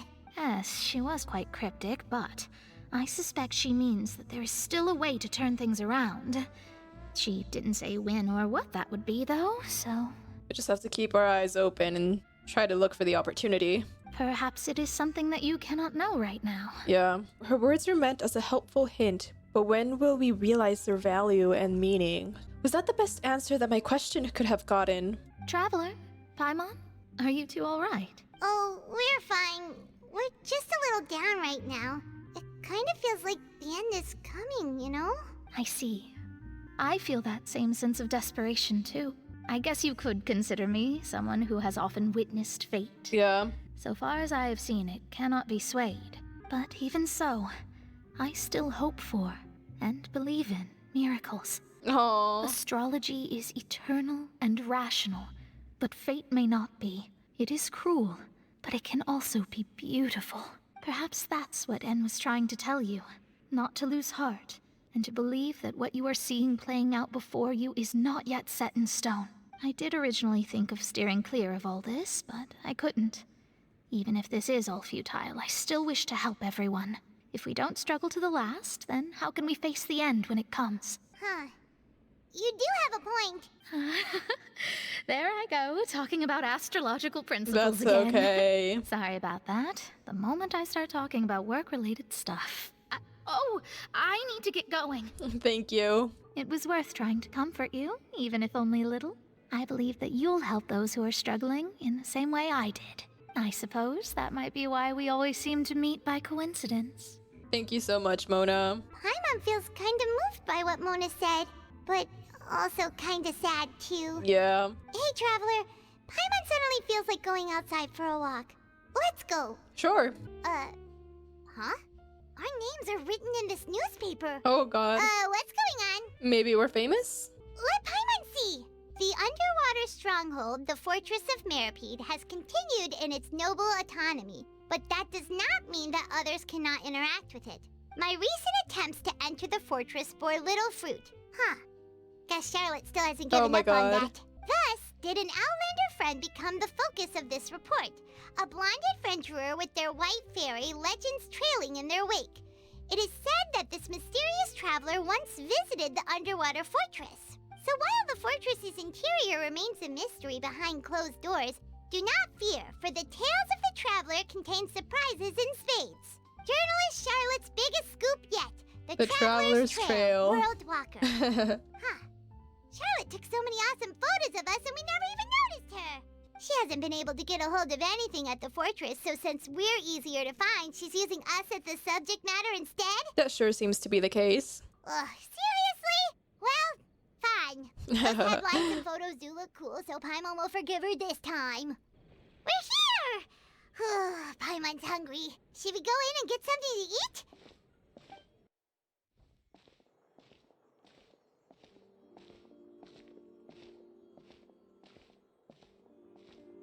Hey, quick! Look! That's the limited edition only 16 slices a day cake! It hasn't sold out for the day? It was so delicious the last time we tried it! Despite the tense situation we were in, let's give it another go. Paimon's sure it'll be great! We can't let anyone get ahead of us. One slice of cake, please. Oh. Someone showed up after all! Oh, wait, you're the one from the Palais Mermonia. Oh, are you here to buy cake too? It seems Monsieur Nervalette was right. You really can eat. Wait, did he really say something like that? That's right. Even he has his own preferences when it comes to food. As for me, I love the cake and coffee here. Do you come here often? Usually every day. Every day? It's part of my daily schedule, apart from work. I shall have my cake and coffee. Then what if someone told you one day that this place would be closing soon, and you wouldn't get to eat cake here anymore? What would you think? But why would it close? Well, Paimon doesn't know either, but maybe... Paimon! Maybe the waters will rise tomorrow. You know, like in the prophecy. Oh, the prophecy. To be honest, I haven't paid much attention to that. No. Still, even if there'd be no more cake tomorrow, that wouldn't keep me from having some today. It's the same for eating in general. You might not be able to eat tomorrow, but if you can do so today, then you should carry on. That's what people call living, you know. True. Don't be sad. Excuse me, could I have 2 more slices of cake to go? These 2 slices are for you. Sichuan said that this kind of expression you're making is what humans call being sad. Oh, you know Sichuan? I sure do. She was born before me, and she sometimes comes to the surface to teach us things about humans. She said that humans are creatures that are saddened easily, yes, and you can only lift their spirits by feeding them delicious food. So please try the cakes here. Thanks. I've got something else to do, so I'll be going now. You two try to stay in a good mood after eating, all right? Bye. Oh, bye. And there she goes. All right, let's dig in. Paimon's sure this cake will be delicious. You share a glance with Paimon and snarf down the cake. It's more delicious than last time. And the flavor gets even better with a sip of tea. It sure would be nice if we could come again tomorrow.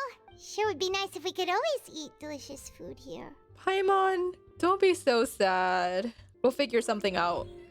Wow! If it isn't the Traveler and Paimon! Oh, have you seen the article I wrote about you? We did. Ha! You've got some nerve! You just used us to make some quick mora! Can we negotiate a profit split? Oh, you needn't worry about that. I heard that you were in Poisson some time back, so I sent you a letter to discuss just that. It appears you didn't receive it, though. It's all right, though. I've set aside the amount intended for you.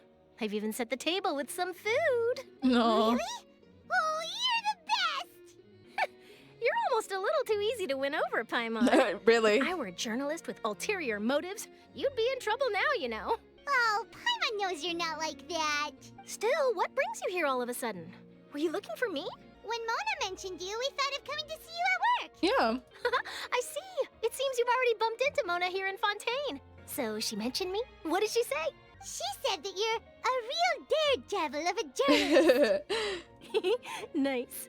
In which case, can this daredevil journalist dare to request an exclusive interview with the legendary traveler and Paimon? So your article in the paper today doesn't count? You need another piece? Oh, of course it doesn't. That was more like live photography. What I'd like to do is dive deeper and ask you to talk about the things you've seen and experienced. You seriously want to interview me? Yeah, are we even qualified enough? Why not? If I say you're worth an interview, then you're worth it. But not right now, of course. I'll need a few days to prepare. Okay. Oh, in that case, we'll just chat when you have the time then? Oh, so that's a yes? Oh, splendid! I'll tell the editor-in-chief immediately. I'll have to apply for lighting, a venue, some props, and... Whew, so much to get done now. Talk to you later. I adore her. Charlotte, Paimon's still got a question for you. And what's that? If, just for example, Paimon. Fontaine were to be flooded tomorrow, what would you do today? This is so scary. Stop saying that. Huh. That's the prophecy you're talking about, isn't it? I mean, I do hear about it often, but I've never once thought that the day could be tomorrow. If you're seriously asking, then I might try and think of a way to leave Fontaine. Oh. But I'm still a journalist first and foremost. That means I have a duty to be reporting from the scene. Oh my god, Charlotte. And secondly, I wouldn't forsake my homeland that easily. From what I've seen, most people don't know what they'd do should the worst come to pass. In truth, it might be better just to behave like normal rather than worry over such an end. So in all likelihood, I'd probably still be prepping at the office for that interview of ours. I know what you're thinking. That sounds a bit sad, but I've always believed that it's best to do what you enjoy. Just think about it. If this nation really were to be suddenly destroyed tomorrow, but I still successfully finish an exclusive interview with a truly unique person, then the story I would wind up writing would truly be timeless. Your priorities, Charlotte. And then do you know what I'd do? Well, I'd write that story, send it for printing, and use messenger pigeons to get copies out to the various nations as soon as possible. I'm not a dreamer, nor am I a workaholic, but I do love my job, and I'd be proud of leaving such an article behind. I guess you could say that I was born to be a journalist. But anyway, that's my answer. And on that note, I'll get back to my preparations. That's so nice. Yeah. All of a sudden, Paimon actually kinda envies her. Anyway, let's go and take a look at the sea, shall we? It better not be rising. I am afraid. Why are we asking everyone about their last day? The sea breeze and scenery can be a pretty soothing combo, huh? Paimon's been thinking. Yeah? If it wasn't Fontaine, but all of Tevat that would be destroyed tomorrow. Oh god, Paimon. Where would we go and what would we do? Oh, No, Paimon should ask, if you could choose, what would you like to do? If I could choose, huh? It's just like Charlotte said, suddenly trying to consider what to do is pointless. We've always been moving to the next destination, so we haven't spent much time thinking about these kinds of things. Yeah. We didn't have to either, with us always being on the road and whatnot. Until that moment comes, I think I'll keep journeying on. You mean, still traveling? Yes, and cherishing every single moment that I have to look upon this world. Wait, isn't that what we've always been doing? And will continue doing. Banter goes back and forth between the two of you as time slips by. As night falls, you return to your accommodations and end this busy day. The next few days are just as calm. Charlie comes to find you and conducts the interview in the Spina di Rosula's safe house at the Center. Navia, having finished her business in Poisson, even drops by to take a photo with the two of you. All goes well. We just keep moving on. Feels like you'll grow mold if you stay here long enough. But it's still better than the Fortress of Meripede, that's for sure. Yeah. It's not only damp there, but salty too. Ah, so the two of you are still here. Wonderful. Oh. Oh, you're from the Palais Mermonia, aren't you? Yes, I'm Isadora. Monsieur Nervillat sent me to look for you two before. I heard that afterward you went to the Fortress of Meripede. So, are you under the impression that we might be wanted criminals? Not at all. I'm well aware that you're friends of his. Actually, I'm here to pass along a message from him. Did something happen? Yes, inside the Opera House. The Maréchaussée Phantom has declared the incident a small-scale riot. A riot? What? Well, that said, I don't personally think it was that serious. Lady Farina was watching a performance at the Opera House, and while she was resting during an intermission, some other audience members suddenly started harassing her. loudly accusing her of doing nothing about the prophecy crisis. Oh. And before she could respond, others started to join in. The crowd continued to grow, and protests against the Hydro Archon started to break out. Oh, wow. So people have started to put the blame on Farina. Guess they finally found an outlet for the pressure they've been under due to the prophecy. I agree. People will naturally rely on gods, as is customary. But the moment people feel threatened, gods are also the first to be blamed. So what happened after that? Is Farina okay? Seeing that the situation was spiraling out of control and that further argument was pointless, she claimed that she'd gotten tired of this and left in a hurry. The Marechaussee Phantom had their hands full maintaining order and did not catch where Lady Farina had gone. Only when things had stabilized did we realize that she had gone missing. So, you mean she's still missing? That's right. The Marechaussee has dispatched many people to search for her, but we don't have any leads yet. That said, I don't think there's much to worry about. She is a god after all.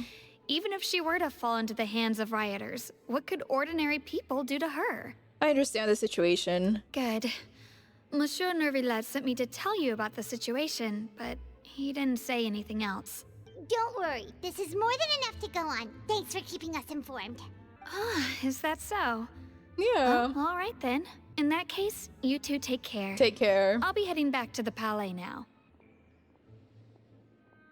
Was that the trap we set up? Well, sounds like we should hurry over to Poisson then. You sure caught on quickly. If we know Farina, she won't try to fix things in this situation. Instead, she'll look for a place to wait out the heat. And, as we also know, she may be loud and dramatic, but she doesn't have a heart of stone.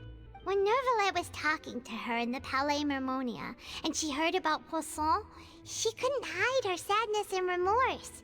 It would be hard for her to ignore being accused by the public today. Paimon thinks Farina's probably taken the opportunity to slip away to Poisson and try to relieve the sense of guilt that she's feeling. Huh. Well, what do you think? Paimon knows the answer, of course, but Paimon can do the analysis to back it up, too. Cool, huh? I see becoming a detective stuns you some good. In that case, there's not a moment to lose. Poisson, here we come! Let's go. This place looks deserted. Guess all the survivors must have evacuated already. All that's left here are signs of devastation. Could Farina really be here? Let's try to find her as soon as possible. Ah, that's Farina, right over there.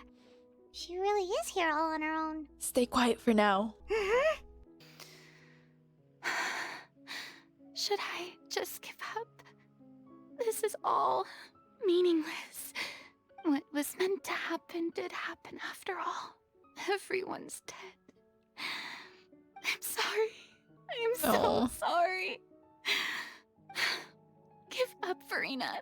There's no point in holding out. I'm sorry, but what can I even do other than to repeat meaningless apologies over and over? Farina. Who's that? Don't worry, Farina. It's just us. So it is you, Stop blonde the act. traveler from another land. Why, I almost thought you were summoned from that mob of my ignorant subjects. Come to kneel and beg for my forgiveness. Farina, you were crying just now, weren't you? The tear stains on your face are obvious. What do you mean, tear stains? Oh, I remember.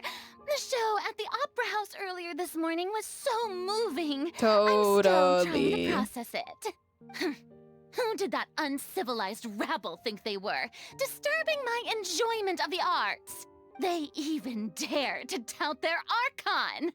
I must teach them a lesson. I can just imagine their twisted and frustrated faces once they realize that I'm nowhere to be found. Oh, and I'm sure Neuvillette and those people from the Marechaussee Phantom are freaking out right next to them, too. Stop trying to act tough, Farina. You're actually beyond devastated right now, aren't you? Of course not. Hey, there she is! The Hydro Archon's over there! Quick, after her! Farina, those people seem to be after you. They are?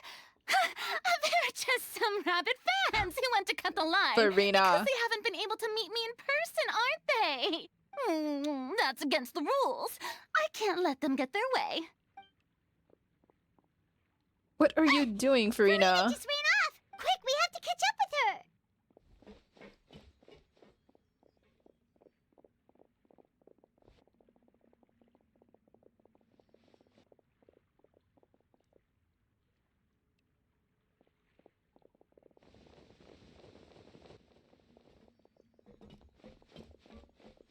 This should be the place, right? Hey, Farina! There's a good hiding spot over here! Quick, come to Paimon before the rest of them catch up to you! What is this place? Hurry, they're almost here! Fine. I suppose haste is warranted. Lead the way. Paimon's exhausted.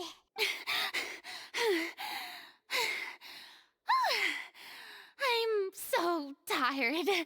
I totally thought they had caught me.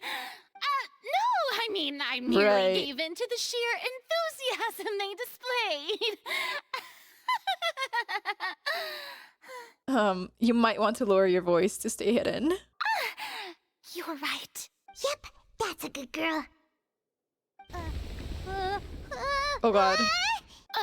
What's happening? The ground's shaking. Is it an earthquake? Jesus, I can't read. Another disaster just struck, I suspect. Yeah, a quake of this kind preceded the flooding in Poisson, didn't it? It can't be. It's happening again.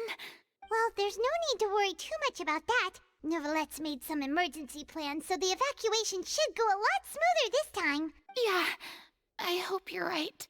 But the people of Poisson, they've already... Has Farina finally reached her limit? Now that she's talking about her actual feelings, she's starting to look far less stiff. You begin to talk amongst yourselves as Farina slowly calms down. It's true.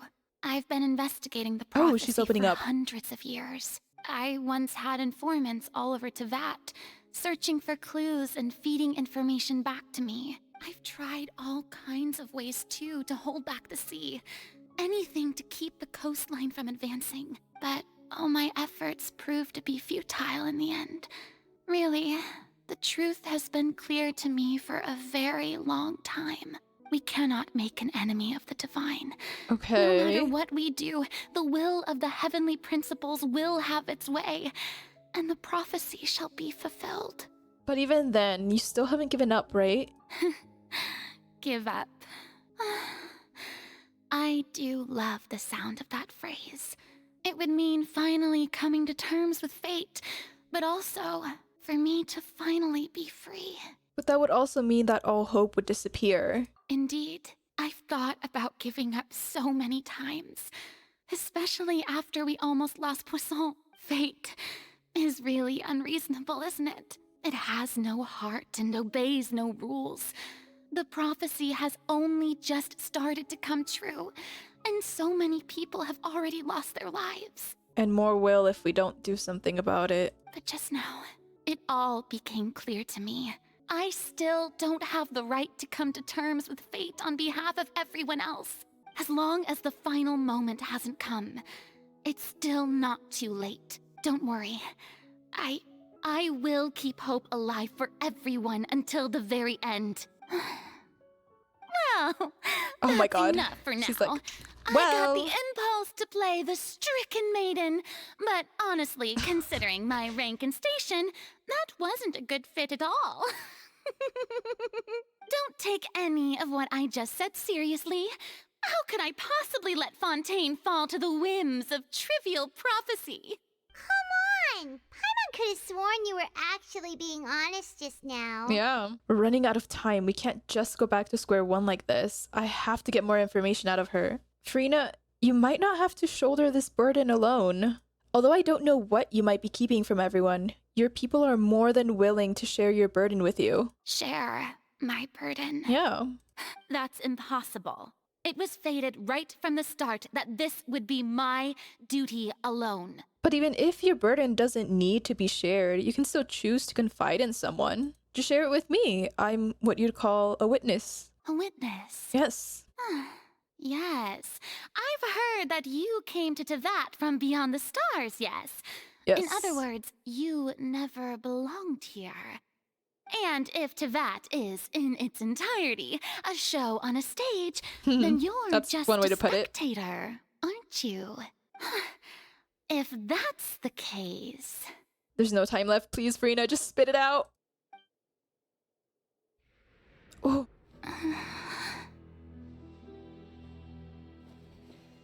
You can tell me.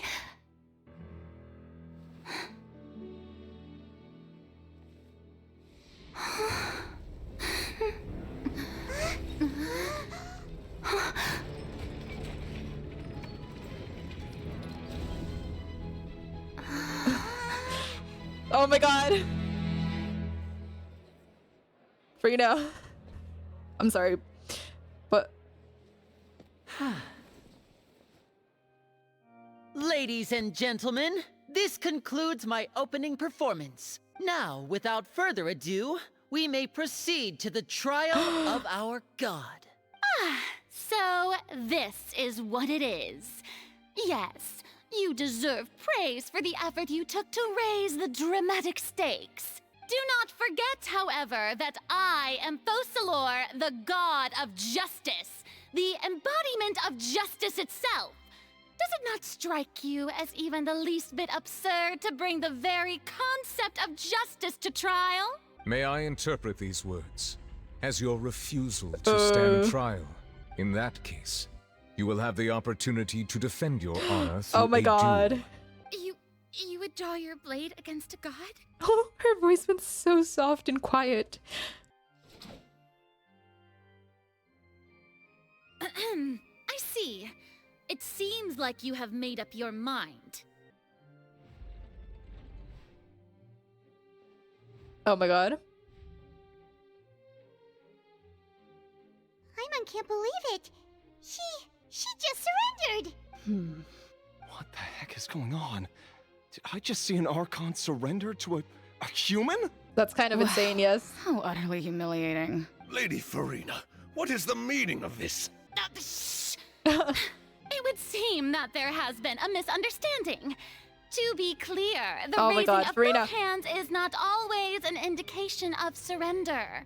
Looking for excuses again, huh? I raised my hands just now to indicate my acceptance of the trial. Right. No duel shall be necessary. I will admit that I've been running away for a long time. I'm sorry, everyone. I was unable to protect the people of Poisson. It is my duty to stand trial for my crimes. You are not the only ones to be disappointed in me. I, too, am exceedingly disappointed in myself. But now, it is time for the Hydro Oh my God. Archon to show you her courage and resolve. I, Farina, will use this trial to show the world the true meaning of justice. This time, I will protect you. Okay. Applaud and rejoice. One of the most outrageous and fantastical arcs known to the opera epiclese is now unfolding before your eyes. Mark my words. This shall be one of the most exhilarating and brilliant shows ever to grace the stage of Fontaine. The trial of the Hydro Archon, Fosalor, will now begin! Woohoo! Oh, now we're making history. Of course you guys would enjoy this. Why does it feel like Farina just took over the whole thing? Like, come on! Didn't she just get forced to stand trial for her crimes? Also, even though she's still acting super dramatic, she is taking this seriously this time, right? Let's hope that she is. I do think she is. All right, then. Who will be my opponent in this trial? The court asks the prosecutor to please take the stand. Thank you, Your Honor. Wow. Is that so? Very well. Then please speak, witness of Tevat, my accuser and fated opponent. We were so close to getting her to tell us the truth, and it still turned out like this in the end. Yes. She was about to say it. It's okay, though. As long as we can defeat Farina in court, we'll still have a chance to figure everything out. Let's go. Another trial. Also, please allow me to ask, as a final question before the trial begins, just how much work did you do to force me onto this stage? Well, we did do a lot of prep after the meeting that day. I can go over the tasks assigned to the Spina di Rosula, since they were rather straightforward and easy. Navia, the president of the Spina di Rosula. Most of the people who participated in the disturbance this morning were my subordinates. They changed into plain clothes and came to the Opera House as regular audience members, waiting for the perfect opportunity to incite insurrection against you. The people's resentment against their Archon has been building as more and more of the prophecy is fulfilled. A spark was all we needed to turn smoldering anger into a flame. Moreover, according to our understanding and analysis of you, when something like that occurred, you would likely flee the scene and head to Poisson by yourself. So, we arranged for a second group to lie in wait there. So, you mean the ones who scoured the settlement for me were also from the Spina? And their goal was to force you to step into the giant magic box so you may personally participate in the greatest magic performance in all of Fontainian history. That's right. That house was a magic box, rather than someone's residence. Oh. As the super ultimate version of the setup that I used when I first performed at the Opera Epiclese, the volume of the box was increased by a whole order of magnitude, and the distance it traversed was the entire gap between Poisson and Arenis. Whoa. Its cargo, of course, was an Archon instead of a human. My thanks, Farina. Without your help, we could never have pulled off such an extraordinary performance. You're welcome? Of course, this performance was only made possible with Father's support. The House of the Hearth spent a massive amount of labor in Mora to pull this off. Wow. We had to select a location, construct the giant magic box, dig a tunnel, and open up a path through the water. It was a lot of work for all of us. So, in other words, the earthquake that we felt within the giant magic box was just a normal tremor from the transportation of the whole house? Yes. That's right. It wasn't a sign of another disaster to come. Sorry about that. We deceived you back there. Then, I can guess Nervilette and Cloran's parts. You gathered a crowd, prepared a stage, and made sure that the champion duelist would be immediately ready for a fight. Also that as soon as I appeared on the stage, the trial may commence without a hitch. Am I right? Yes, that is correct. Well, Clorand, I must commend you for your courage. Only the most outstanding champion duelist in all of Fontaine would accept a duel with an Archon without flinching.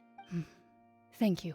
As for you, traveler, I suppose your role was to keep me distracted with conversation once you found me in Poisson. You'd make sure that I didn't notice anything amiss before revealing yourself as my prosecutor once we'd arrived onto the stage. You guessed wrong. Oh? My mission was to give you one last chance. We hoped that you'd share your secret with us before the magic box arrived to the stage. Is that so? Then I suppose I must have missed my final chance. It's fine.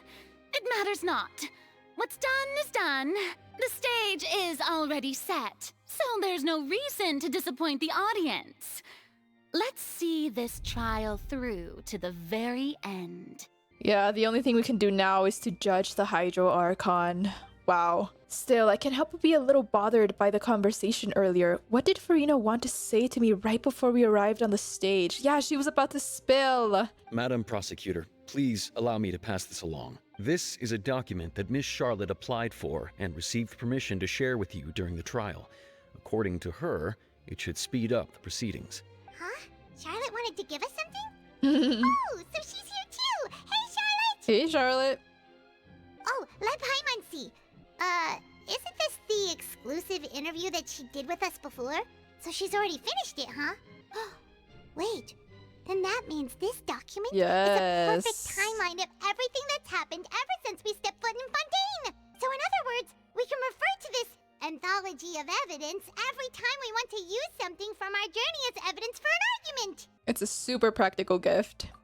The prosecution and the defense are both in position. The trial shall now begin. Oh, come on, Nervylette. There's no need to repeat all the unimportant legalese. Just fast forward to the part where the prosecution lays out my offenses. As the defendant and the lead actress of this performance, I still haven't even been informed of my supposed guilt in all of this. Of course, it is only natural for humans to struggle to understand the actions of a god. However, Farina, come on. you will need more than that to convict me of a crime. That's true. But my charge here is unrelated to your conduct as an Archon. Instead, I would like to charge you as a fraud who's never been the Archon in the first place. We're pulling that card out. Oh. Wait, what was that? Lady Farina's a fraud? Hey, I came here thinking that we were going to try the Hydro Archon for forsaking her duty, but did I hear that right? She's not our Archon at all? Charge accepted. Lady Farina, do you plead guilty to the charge? Lady Farina. I plead not guilty. How can I be guilty? There is no way that I, Focalor, otherwise known as Farina de Fontaine, a member of the Seven and the Regina of all waters, kindreds, peoples, and laws of Fontaine, could be anything other than your true Archon. Yeah. Even though Lady Farina can be rather eccentric, isn't it going too far to doubt her very identity? Yeah, I've never questioned her identity either. Sure, Lady Farina can be super irresponsible, but what grounds does that prosecutor have to make such a huge claim? I have cause to believe that common sense will prevail in this case. Many of the members of the audience have known me as the Hydro Archon ever since they were born. There would be no fooling their memory. See? Even the Oratrice has decided to show me its favor. Are you sure you want to commit to a charge that will never be upheld? If you wish to drop the case, I can promise you as the God of Justice that you will not have to face trial for making a false accusation. We will treat everything that's happened as a dramatic spectacle and move on with our lives. What do you say to that? I don't think we will be able to do that, Miss Farina. An argument with near impossible odds, huh? We have to not only refute Farina's claims, but also overturn the long-held beliefs of the people. People only see you as their Archon because that's their long-held belief. Well, I tried to give you the chance to surrender. As did I. If you must persist, We're not backing down then here let now. me ask. If you believe I'm not the Archon, then what manner of being do you think I am? And if I was not the Archon, then how did I manage to live for over 500 years? I've got to think carefully. What do we know to be special about Farina exactly? Why can Farina live for so long despite being she's human? Afflicted with some curse. First of all, you may be a member of another long-lived race. We have which seen would those allow before. you to naturally possess an extended lifespan. And second of all, even if that wasn't the case, there could be other ways to extend your life. Such as a curse. Who gave you that idea? Was it the knave? You'd sink so low as to use a harbinger's words against me. What matters is the veracity of the claim. A curse? I once thought it possible that the aura of an Archon might naturally resemble a type of curse. But in light of this claim, perhaps what I sensed was not your divinity, but a curse after all. Nervylette sensed it too, huh? So Farina, instead of an Archon, could you just be a cursed human? Lady Farina is actually a human? Well, it is true that it's extremely difficult to tell humans and gods apart just by looking at them. We've seen that. It's not impossible. Well, don't start celebrating too early now. Even if I have been carrying a curse like you said, how does that prove that I am merely a human being? Besides, everyone knows that the main difference between a human and a god is the possession of authority. Gods can do what humans cannot. That's why they're worshipped as gods. For centuries, manifestations of my authority have served the nation of Fontaine. One need only to turn their eyes towards the Oratrice Mécanique d'Analyse Cardinal in this very opera house, or consider the indemnitium that is used in every aspect of life. But you don't really know how that works, do you? Wait, that one trial proved the opposite. Farina actually has no control over the Oratrice at all. Exactly. Child's conviction. You tried to reference the Oratrice, but weren't you as confused as all the rest of us when the Oratrice declared Child to be guilty without any proof? Otherwise, you should have come up with a good explanation for that by now. Didn't I make myself clear at the time? The decisions of the gods are naturally difficult for humans to comprehend. There is no need to provide an explanation. Lady Farina, I believe a reminder of your current circumstances is in order. We need an explanation now. While the court is in session, the principles of justice and the law must come before all else. While you are an Archon, you are also first and foremost the defendant in this trial. You will prove yourself unable to defend against the prosecution's charges if you continue to withhold vital information against the rules of the court. I never thought you'd use that kind of rhetoric against me. That was no trick of rhetoric, Lady Farina. I've merely reiterated the rules of the court. Rules that all should respect and follow. So, you neither knew why Child was declared guilty, nor did you understand the structure and operations of the Oratrice.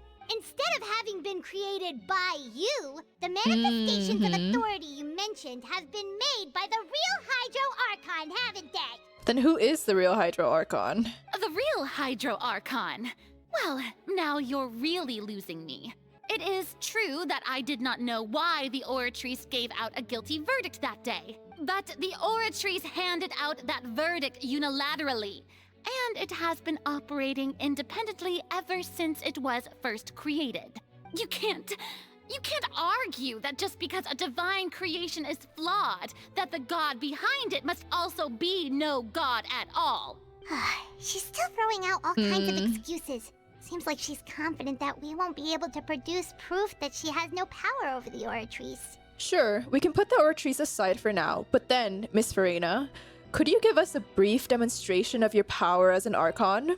My power as an Archon? Yes. There are many ordinary citizens in the audience. How can I just carelessly demonstrate the formidable power of an Archon? If that poses a concern, I'm prepared to extend my protection to the audience. Aye, Snivelette. You don't need to go that far. A brief demonstration of your power over Hydro should be quite harmless. Aren't you the Hydro Archon? Or is it that you can't even wield the power Wow. of Hydro, much less the authority of a god? Indemnitium! Yes! It's all because of Indemnitium!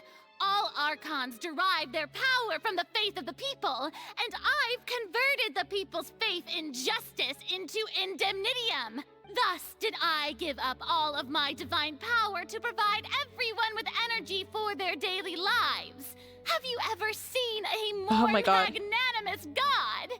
Isn't that a huge stretch? Yes. Yeah, no matter how generous an Archon can be, how could they give up all their power? Can a god with no power even still be called a god? Let's go. It seems like nobody's buying Farina's excuse. Hey, come now, everyone. Please don't stare at me as if I was a liar. I'm still the same Farina you knew, right?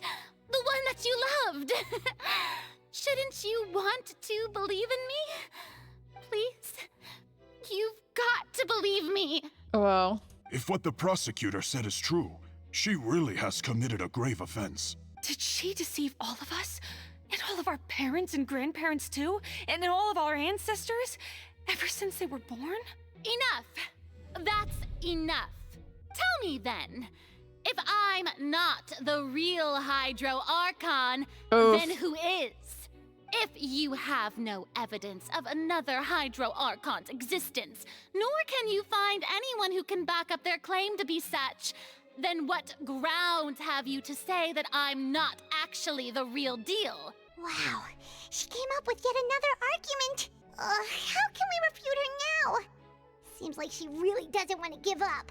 If we can't prove that she isn't the Archon, we can only try to prove that she is just a human, and if she's only human, truth behind the serial disappearances of young women's case. It has been established that all Fontainians can dissolve in water from the primordial sea, and that means... Since you insist on claiming to be a god and not a human, then there's a method that you can use right here and now to eliminate all suspicions of you being the latter. Miss Navia, please apply to serve as a temporary attorney for the prosecution before addressing the court. Though you act in partnership with the prosecutor, you must still adhere to proper procedure. He's done with her interfering. Super sorry, Monsieur Chief Justice. I swear this really will be the last time that I'll speak out of turn. Now, I've brought some seawater from Poisson. As everyone knows, a massive flood struck the area not long ago, taking many lives, including those of some of my closest friends. So, Miss Farina, would you dare to touch some of this seawater?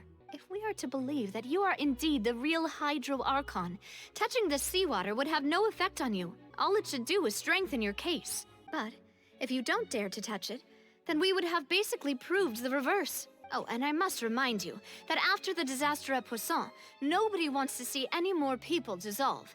I do hope you'll act prudently and choose the simpler path of admitting guilt. Navia from the Spina di Rasula. The Spina has governed Poisson for many years. I guess her suggestion is valid. If Lady Farina is indeed just a human, she's probably Fontainian like all the rest of us. Would she really dare to try? Oh wow, is she actually?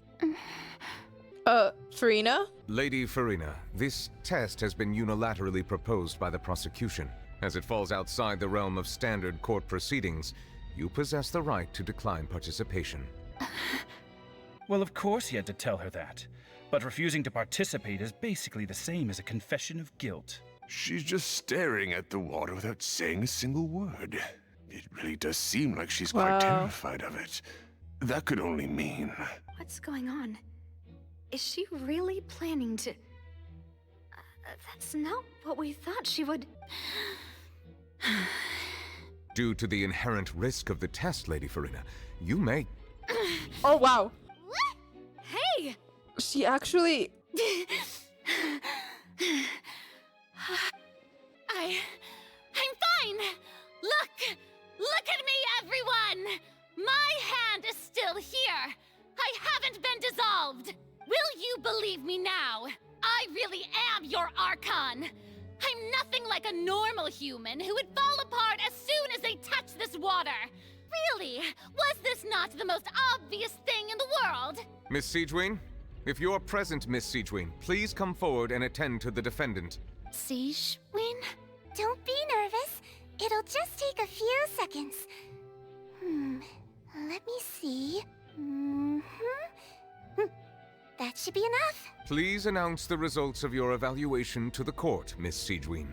As everyone doubtlessly saw, Miss Farina was displaying symptoms of hyperventilation and flushed skin. Yeah. These indicate that... Because Fremine was like completely submerged in there and he didn't dissolve, so it depends on the concentration. If this isn't high concentration, she would still display symptoms were she human, and apparently she is. She was experiencing the adverse effects of exposure to primordial seawater.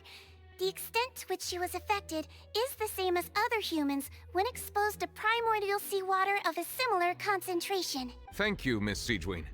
Lady Farina, you may return to the defendant's stand. Oh wait, what did she just say?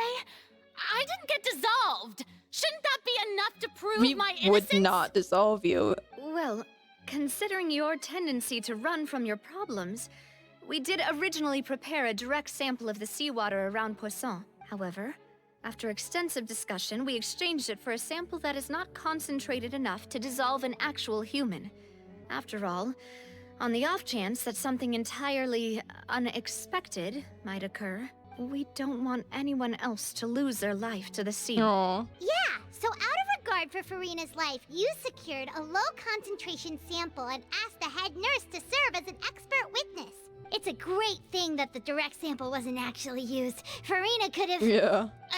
I can't believe you. But what's really going on here? Farina can't have not known the consequences of touching that water as a human. This is too unlike how she usually acts, unless it's actually more important for her to keep up her facade than to save her own life. But hadn't she given up on everything a long time ago? Listen to me, everyone. Please don't give me such cold and disdainful looks. What happened just now didn't prove a single thing. Think about it. How can you conclusively prove that an Archon can't also be affected by the primordial seawater? Also, if I was really just a human, why would I dare to just put my hand in that kind of water?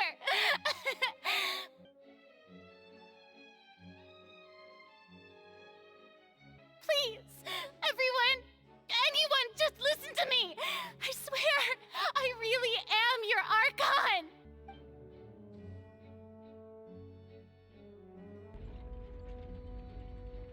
Literally everyone is against her. I'm sorry, Farina, but... I don't think anything she says at this point will sway anyone. The odds are just too stacked against her now. With all the things that have been said, Paimon doesn't think there's any way left for Farina to win. I believe the time for arguments and presentation of evidence has come to an end. Oh, wow. If there are no objections, we will move on to the final judgment.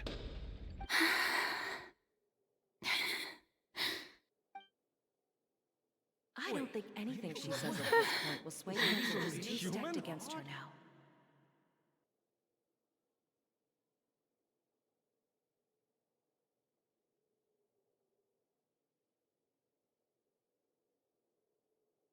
Farina? In my capacity as Chief Justice, I shall now render judgment on Farina's misrepresentation of herself as the Archon of Fontaine. As a human who knowingly deceived her fellow citizens, Farina is guilty. Wow.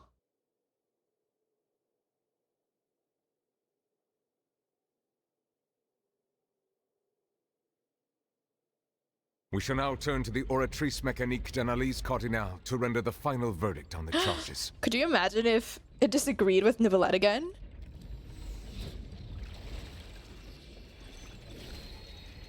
What will it be?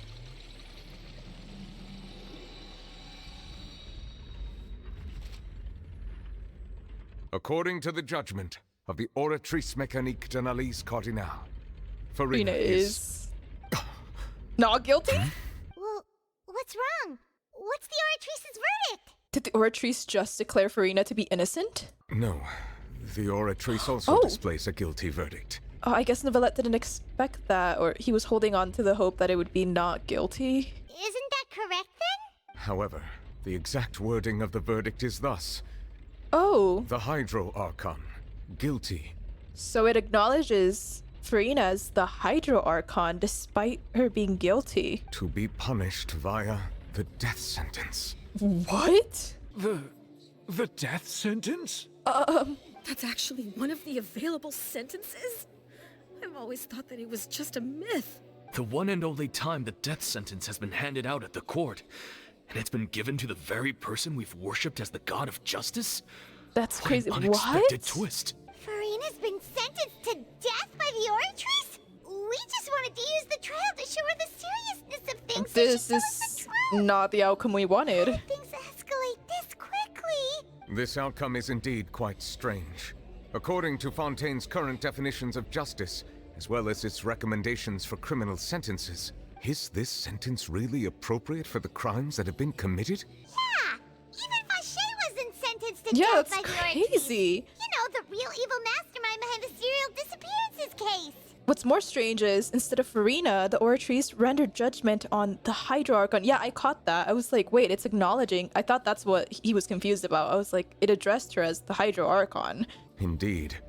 Not only is Farina's sentence overly excessive, the very point of our trial today was also to prove that Farina has never been the Hydro Archon in the first place. But now, the Oratrice seems to have deliberately invoked the title of the Hydro Archon. What does this mean? Excuse me, if I may interrupt. What is it, Fremine? Is the trial still going? Fremine! You finally made it. I assume this means you've completed your mission? Mm-hmm. Any mission Father assigns to me will always be top priority.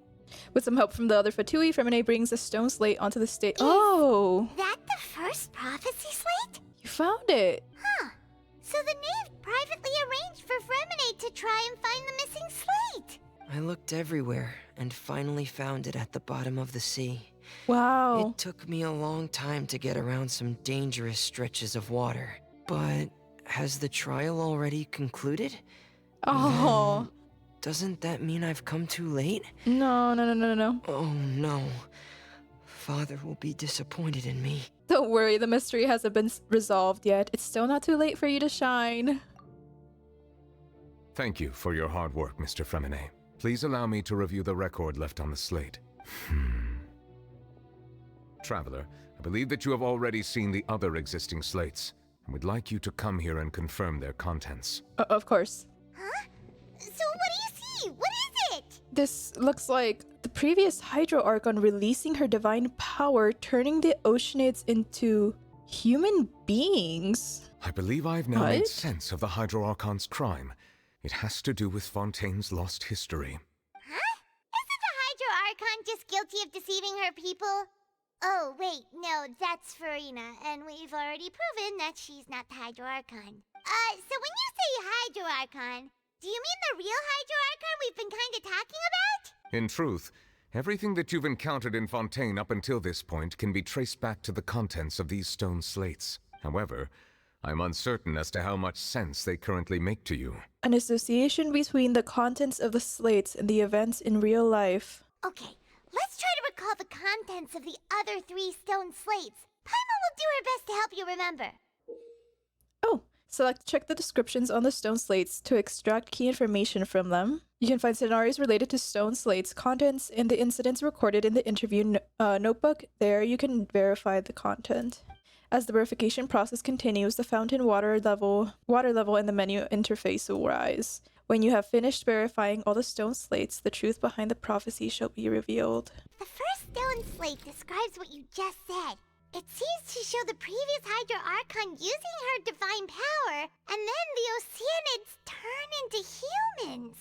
Did the Hydro Archon turn Oceanids into humans? And so every Fontanian is like a descendant of Oceanids, and that's why when they touch the water, they go back to being Oceanids. They don't like dissolve and disappear, they become Oceanids. Does that mean that Fontanians are transformed Oceanids? Yeah. Oh, Paimon wasn't expecting that. But if Oceanids can turn into humans, then perhaps this process can be reversed. That's what I was thinking, yes. The second stone slate shows Celestia floating in the sky, So and it was the Hydro Celestia. Archon and her people worshipping it together.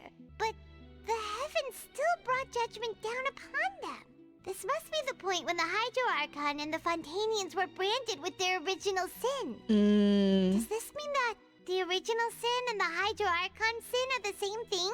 The third slate shows the Hydro Archon sinking into the sea surrounded by many people. That reminds Paimon, didn't we also watch that happen to someone else? Well, the fourth slate is the prophecy the Fontanians have been talking about. People dissolving into the sea, the Hydro Archon crying on her throne, and so on. We didn't believe that such a crazy disaster could happen at first, did we? But after that incident, it was just a question of when and not if. Okay. Stone slates, history of the future. Turn Oceanids into people, verify truth. Him dissolving them?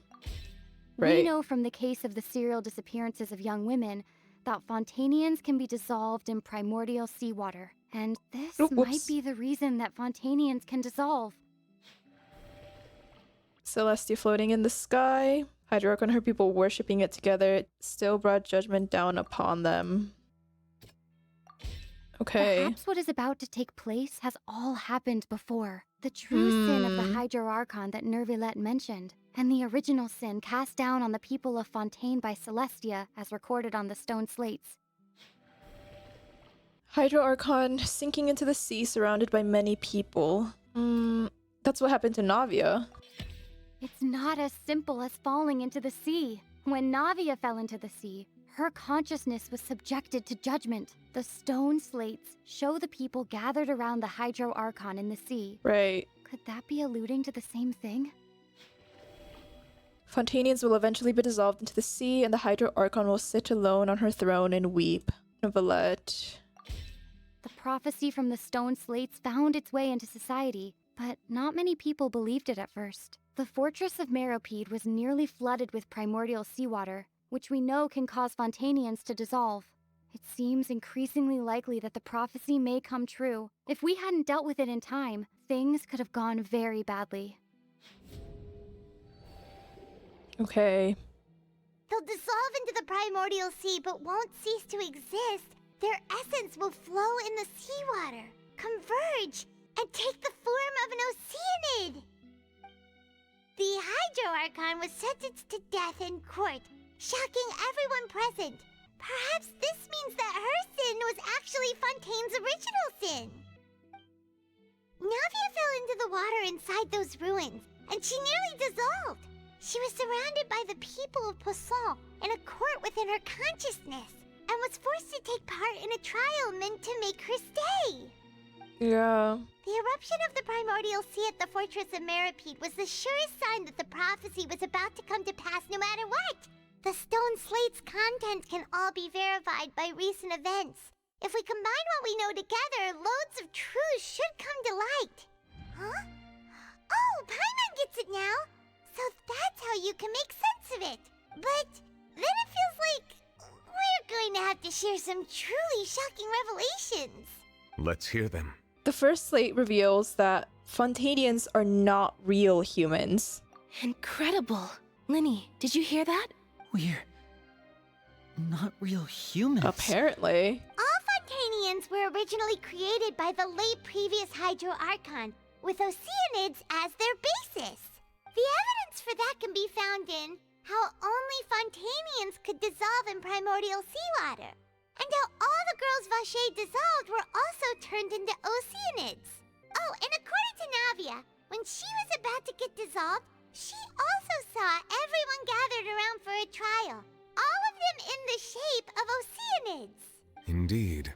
The second slate reveals that the crime of the Hydro Archon was her creation of Fontanians from Oceanids. Yeah, and it follows from the content of the first slate that she probably angered Celestia by creating humans without prior permission. That could also explain why the Oratrice judged the Hydro Archon to be guilty. It's to account for that ancient sin. The Hydro Archon's true sin was creating us? That's crazy. And yet, after many hundreds of years, the Hydro Archon's creations have turned around to try to judge the Archon within the Opera Epiclese.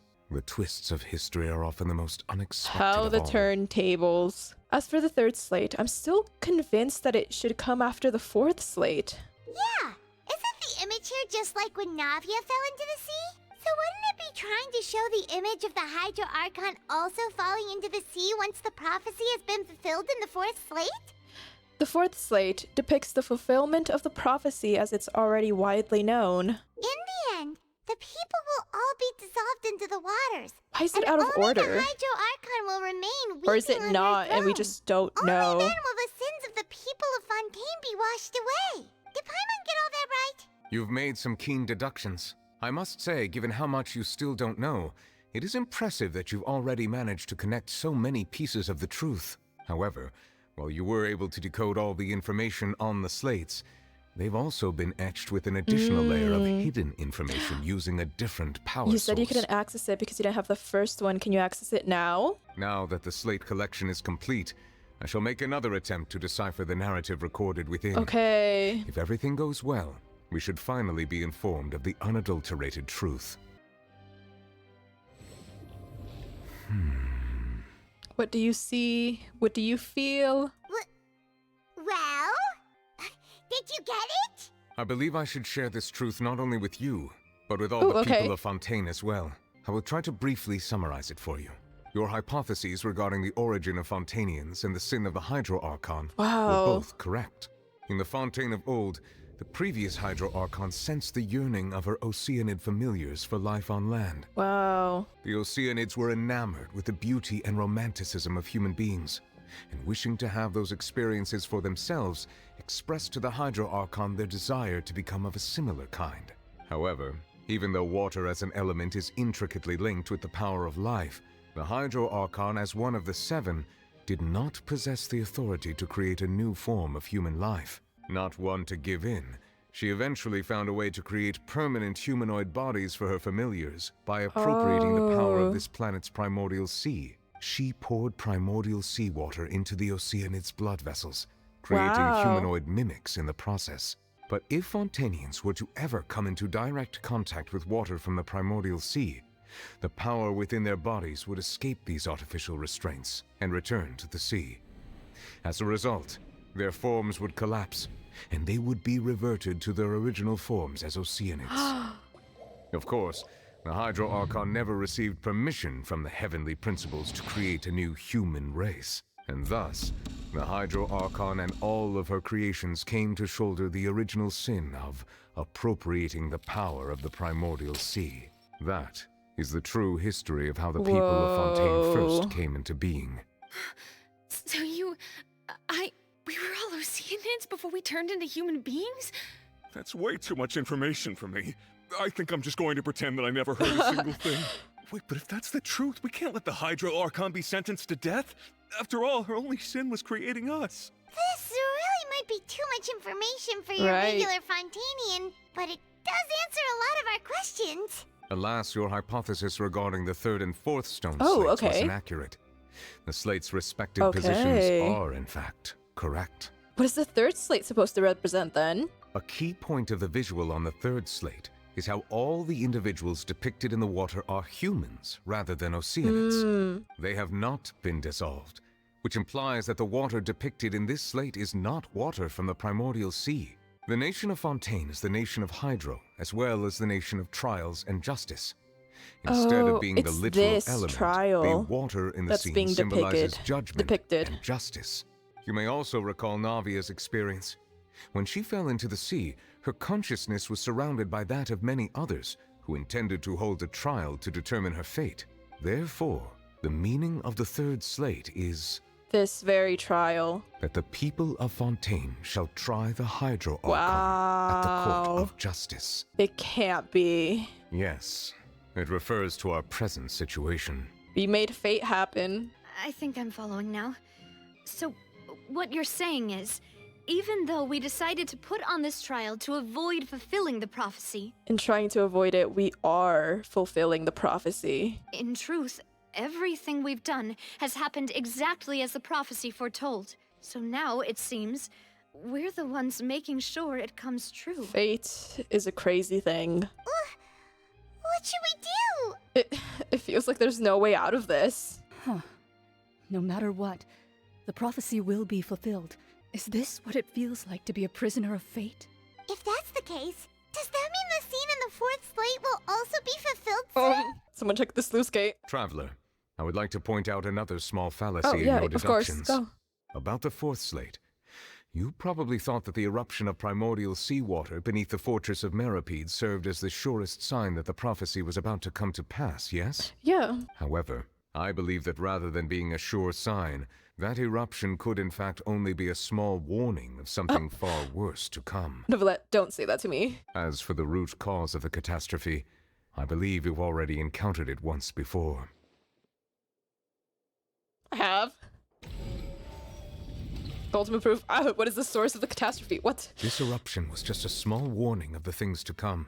We must find the root cause of the disaster. The root cause of a disaster? The whale?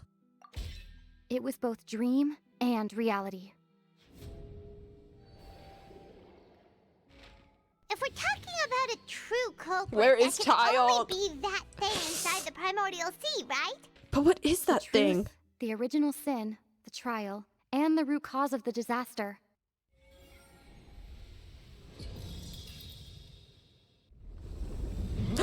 Jesus! I'm not ready.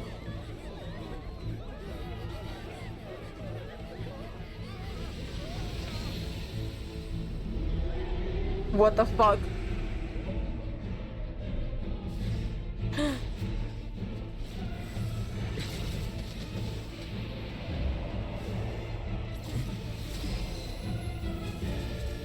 What is going on?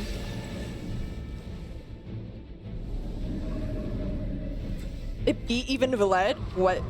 Well, I mean, it's...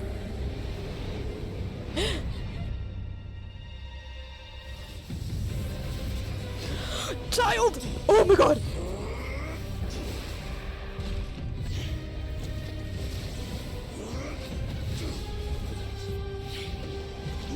Boy.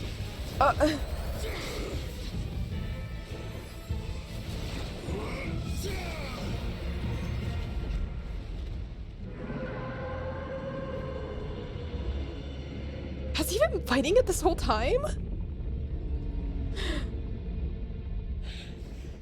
Hey, you good? You're not good. Child.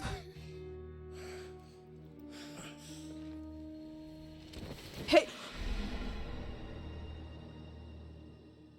He went back in there. That was way too close. How did that thing just burst into the opera house? Wait, was that the huge whale you saw in your dream? I'd wager that it's also the one that Child saw when he was young. So we've met it at last. I understand very well why it has chosen to make an appearance here. That whale does not belong to Tevat. It is a monster that has traversed the stars. What? Weeping all the while. So it's like the Traveler and her brother, then, kind of? It has been greedily consuming the energy my from the God. planet's primordial sea, using it to grow. That is the main cause for the rising sea levels. How is Child alive? How did he survive it when he was a kid? And once it has finished consuming all of the energy contained within the sea, its next step will be... You said that when the Hydro Archon first created Fontainians out of Oceanids, she filled their blood vessels with primordial seawater. It'll be after, oh my god, all of the Fontainians. Precisely. That whale finds the blood of Fontainians nigh impossible to resist. Oh god. Therefore, when it left the primordial sea, it decided to make its next stop a packed opera house full of food. Food in the form of Fontainians. We just barely managed to push it back, right? In that case, won't it come back to target the people again once it's managed to recover its strength? That is correct. Indeed, it is more accurate to say that we should thank that Harbinger for buying us some time. Without him, the whale would have likely come onto land far sooner. From the way he looked, he must have been fighting the creature for quite a long time. Yes. That battle maniac. We've always known that he had a special connection with that whale, but we definitely didn't expect it to help us out like this. Anyway, now that we know that this whale is the actual cause of the disaster recorded in the prophecy, all we need to do to stop the prophecy would be to find a way to beat it up, right? Will it be that easy? It is too late. What do you mean? It had already absorbed too much of the primordial sea's energy before we could notice it. At this point, it has become practically integrated with the sea itself. What? Even if the entirety of Tevat were to be destroyed, it could still survive and swim off towards some other world. That's not something I will accept. We've already done everything we can, Right. and we even found the true culprit. We've come so far. You can't just tell me that the last hurdle is some impossible foe. That's just not fair. We have to at least try. Indeed. That's not how a grand performance should end. I'll fight it to the end, no matter what. So the prophecy will be fulfilled no matter what, huh? It has been fulfilled, but... The prophecy, yes. What has been prophesied will be fulfilled. You may view such things as the history of the future. After everything, it still turned out like this. We couldn't fight against fate. Wait, but if this is all about fate... Just as prophecies are usually only the future as seen from the perspectives of the gods. It's outside of the Could gods' things be happening in view. hidden corners where the gods' gaze does not fall? Nothing ever recorded the whale specifically. That's why we didn't know it was the cause, because it's not from this world. So it can't record what it happens to it after, right? Ultimately, fate shall serve as your only guide, no matter what will happen in Tevat's future. All you need to do is to play your part. Could it be that even if the prophecy will be fulfilled, there will still be a way to save everyone? Did I miss something? Wait, I forgot about Farina. What was it that she wanted to say to me at the last moment? The giant magic box. What is her real secret? Oh my god.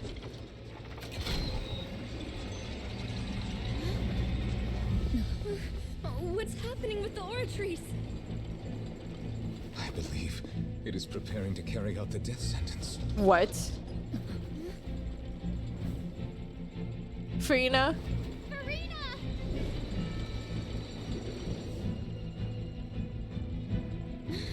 No, I still need answers. Traveler, what are you doing?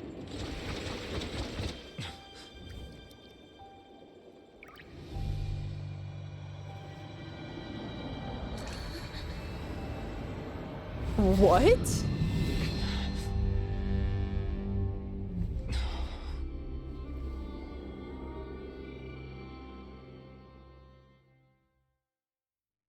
What is happening?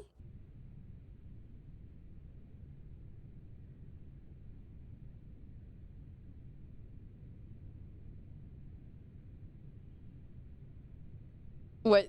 You. Farina? Exactly. Sorry. That shocked expression on your face is just too amusing. I couldn't help myself. You are not Farina. Who are you? The sweet sound of Focalor. bewilderment. Marvelous. A sure sign that my attempt to deceive everyone was a resounding success. But to answer your question, I am Focalor. You know, the god. Focalor, why did you deceive us? Oh, that wasn't my goal, of course. Goodness, no. But I had to fool everyone else too, if I was to stand any chance of deceiving the heavenly principles. What? Deceiving the heavenly principles? It's all because of that pernicious prophecy. Dreadful, wasn't it? Everyone doomed to dissolve. Fontaine condemned to be flooded. One was not amused. In fact, one was positively bemused when that problem was thrust upon me by my dearest predecessor. That's the former Hydro Archon Egeria, for the uninitiated. It hardly gets more disastrous than a preordained national catastrophe, now does it? She knew full well that the prophecy would surely come to pass. And as one of the seven, she also knew full well that one defies the heavenly principles at one's peril. So yes, as you have no doubt surmised, it was a rather impossible situation that I found myself in. I spent a terribly long time mulling it over, alone on the ocean floor. And I was almost growing barnacles by the time I finally realized there was only one possible solution to this confounding conundrum. I had to outwit the heavenly principles. Wow. Allow the prophecy to be fulfilled, ostensibly at least, while saving everyone at the same time. I'm a genius, I know. I can only assume that's why Egeria chose me as her successor. Although, looking back now, it was hardly the inheritance one dreams of. Between the task of saving the nation, the quotidian duties of the Hydro Archon, and not to mention the original sin of creating a new race of humans, I dare say she left me quite a colossal mess to clean up. But one can only play the hand one is dealt. I did not choose this, any more than I chose to be one of her Oceanid familiars. Oh! So you were also once one of the Oceanids, transformed into a human by Egeria's hand. That's why the Primordial Sea also affects her. Yes, I was. I always dreamed of becoming human. And I still do, even now. In my eyes, to be human is to be part of the greatest opera ever known. After becoming a god, I separated my divinity from my body and spirit, leaving behind only a self that was as naive and bewildered as my past self on her first day as a human being. The me you see before you now is that divinity, and the human counterpart I left behind, I named Farina. She could feel joy, sorrow, and everything in between.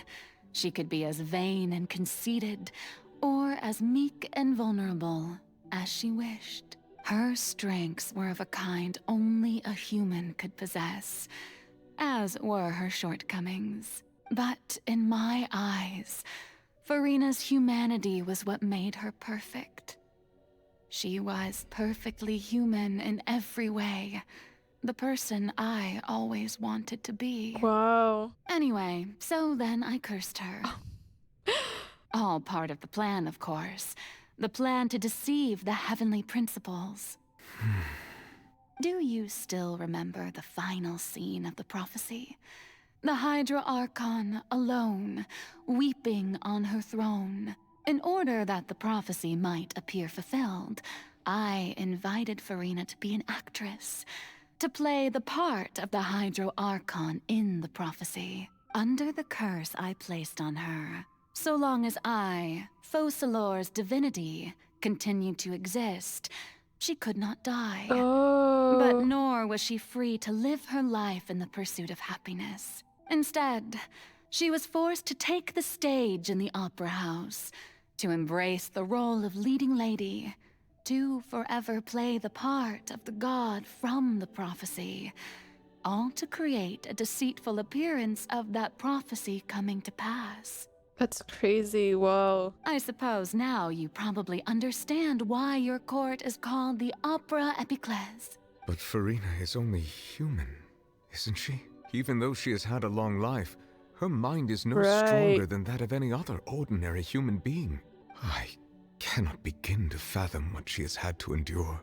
It must have been torture for her. Right. It has indeed. And although she is, in a sense, me in human form, I most definitely owe her an apology for it.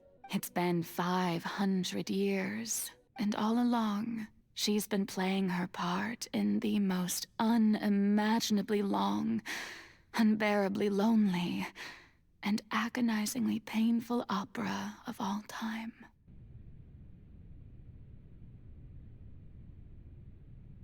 I came into contact with Farina's tears. If I remember correctly, tears often contain a being's strongest emotions. With sufficiently strong hydrosensitivity, I can form an emotional connection, just like I did with the ocean at the Fountain of Lucine. Wait, could this be Farina's inner world? Farina? What is she doing on stage? Wait a moment. That probably isn't Farina. That's likely a reflection of her inner self. If I can directly speak to that self, I might be able to easily get what I wanted to know. I came here for answers. Either way, this opportunity is not to be missed. Let me try talking to her. Oh? Who permitted you to come onto the stage? Now, I understand your admiration for my august self, but I must ask you to keep to the rules. Come on, it's me. All right. It is not my intent to reprimand you. Don't look at me, don't look at me. There is no need to state your name. Just be off with you. Do not distract me from my performance. I don't see an audience here. Oh, do Just not let the jest. stage lights Can go you off, not please, feel if only for 1 second. I am Focalor. The That way I eyes can of become countless Fontanians are myself upon again. me. This is I so must at all sad. times display the utmost elegance and nobility. Something's off. There's no getting through to her. Even in her heart of hearts, she's still playing the role of the Hydro Archon.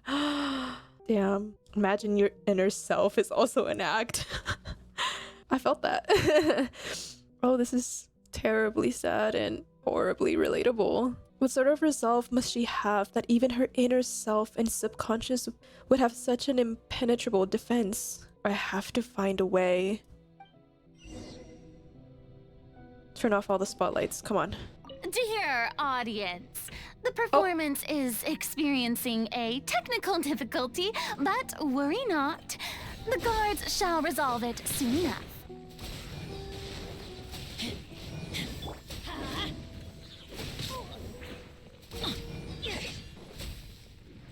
Come on. Hey, what gives? The audience is still watching me, you know. Guards? Wait, where are the guards? Guards! I got you, Farina. I'll get you off the stage. Or at least in here. Your inner self should not be a stage. That's all the spotlights turned off. In Farina's heart, they must have symbolized the eyes of the people on her. Speaking of which, I think I just received some sort of signal. What was her was that her true voice? A ticket? When did that end up here? Oh. Either way, looks like the show is about to begin. In that case, show me how you truly feel, Farina. Scene 1, before a mirror, Farina. Oh. Okay. Farina. Farina. Huh? Who's that? Who's calling me? Where are you? Be not nervous. Be not afraid. I am before you. Wait a moment. You're mirror me? How can this be? Mirror you, huh? You know what? That's not bad. Let's go with that. Mirror me? What do you wish to say? The prophecy. Have you heard of it? What prophecy? Wait. I know. I think. I don't know why, but it's in my head somehow. The people will all be dissolved into the waters, and only the Hydro Archon will remain, weeping on her throne. Only then will the sins of the people of Fontaine be washed away. Oh, very good. You know it well. What's going on? I can't seem to remember anything clearly. The only thing I know for sure is this prophecy. Will it really come to pass? Yes, it will. And that is why I've come to you. Disaster will come to Fontaine sooner or later. Things will develop just as the prophecy declared. There is no escaping it. But doesn't that mean everyone will die? I'm a Fontainian just like them. Will I dissolve too? Oh, don't worry. Magical meetings exist in this world precisely to give people a chance to turn things around. It is the reason why you met me today. I will tell you how to save everyone, but you may have to suffer somewhat. Oh, so there's still hope after all. Goodness, you frightened me. You spoke so much and with so much certainty. As for the suffering, well, I will admit that the first thing that came to mind was, why do I have to be the one to suffer? But if the prophecy will come true, I'll also die anyway, right? So if I've already met you as my magical meeting in this world, if there were scales, with all the people of Fontaine on one side and my pain on the other, is it not obvious where the scales should tilt? You truly are the perfect human. My ideal. I suppose this would also be the justice that belongs to you. Huh? Don't worry, it's nothing. Listen well. Fontaine has just lost its Hydro Archon. I need you to play a role. That of the new Archon. Play as a god? That's right. You must begin a never-ending masquerade. You must never let anyone suspect your identity. If you can keep it up, then I shall have my way of defying this prophecy. Okay. But should your identity be revealed, then all hope will be lost. But how will I do this? A human assuming the role of a god without being exposed. Don't worry. What you must do is not to turn yourself into a real god. You simply need to play the role of a god as humans imagine them to be. Being a human yourself, I'm sure you already know what such an entity would be like. Remember, your true challenge will not be pursuing divinity, but contending against humanity. I'm still not sure I understand, but I'll try. I'll try to do this. So, How long am I going to have to play this role? Very long time. To accomplish this mission, you will have to stay on the stage for many, many years. You will endure and not grow old until your task ends. But I promise you, all will eventually end in a magnificent and dramatic trial, and everyone will be saved. A trial? Huh. How exciting. I'll be looking forward to it. Wow. Scene 2. Accession speech, Farina. The Maison Cardinalise has announced my accession, but this is my first time facing the people. What should I say to most appear like a god? To be honest, I still don't know. Perhaps I should first try to act natural. Summon courage. Ladies and gentlemen, good evening, and welcome to the Opera Epiclese. I'm sure you've all heard about how I have taken on the role of Hydro Archon. Indeed, I am Farina de Fontaine, your new Archon. Appear earnest. In truth, I know little about becoming a nation's new god, but it will be my honor to guide you all.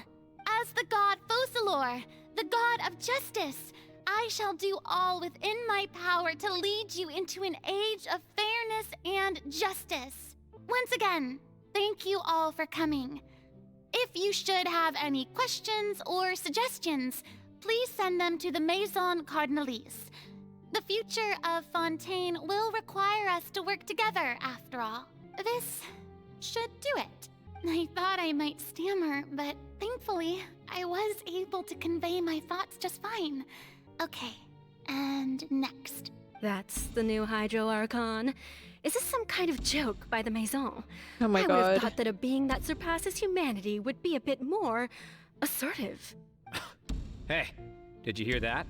She even told us to send her suggestions there at the end. Shouldn't gods be all-powerful? She's being so modest. What's the difference between her and an ordinary person, then? So she just became everything that they wanted. No wonder she was so quick to adapt to whatever the audience was saying when we first met her. If you ask me, perhaps the succession didn't actually happen. She might just be a Maison-back puppet. Wait, what's going on? Why is everyone suspecting me of being a fake? Oh, this is bad. If I get exposed here, there'll be no saving the people from the prophecy. Right. Mirme said that I just need to play the role of a god as humans imagine them to be. Calm down, Farina. Think. What do the people want? How would they imagine a god to speak and act? Assertive, with a strong sense of presence. One who can dispel all doubt. That is the character I'm fated to play. Laugh. Oh, very good, my people. Only ones such as you are deserving of my rule. Now, I was wondering if some weak puppet were to one day come onto the stage and claim ownership of this opera house, would the children of Fontaine follow them? Well, it seems that you would all see right through them. Having passed my test, you are qualified to witness wondrous trials alongside my august self, here in this opera house. You may consider my previous act a door gift of sorts. I thought it was a debut that suited the atmosphere. Now then, let us be reintroduced. Ah, so that was just a performance. How could I have forgotten that we were inside an opera house? Her personality. It's quite shocking, to be honest, but I suppose it's a better look than before. Such a fascinating and bold deity. How wonderful! Our future may yet be bright after all. It seems I've turned them around. Best follow this flow and restart my accession speech. Resolutely, with conviction. My dear people, whether you acknowledge me or not, whether you trust me or nay, I say to you, keep faith in your ardor for justice. We have heard it said that this nation's sins can no longer be washed away. Well, I say that justice is most fragrant when it blooms amid sin. The scales of justice should not weigh heavy in the hands of its god.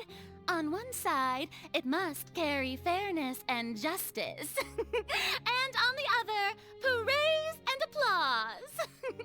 May law be the prayer on our lips. May judgment be our worship.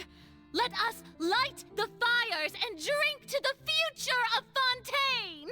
There is no trouble in this world that justice cannot solve. All that is needed is for you, my people, to believe in it, heart and soul. So long as I, the Archon Focalor, stand within the Opera Epiclese, so long as I stand before the Oratrice, I shall even judge the gods of this world!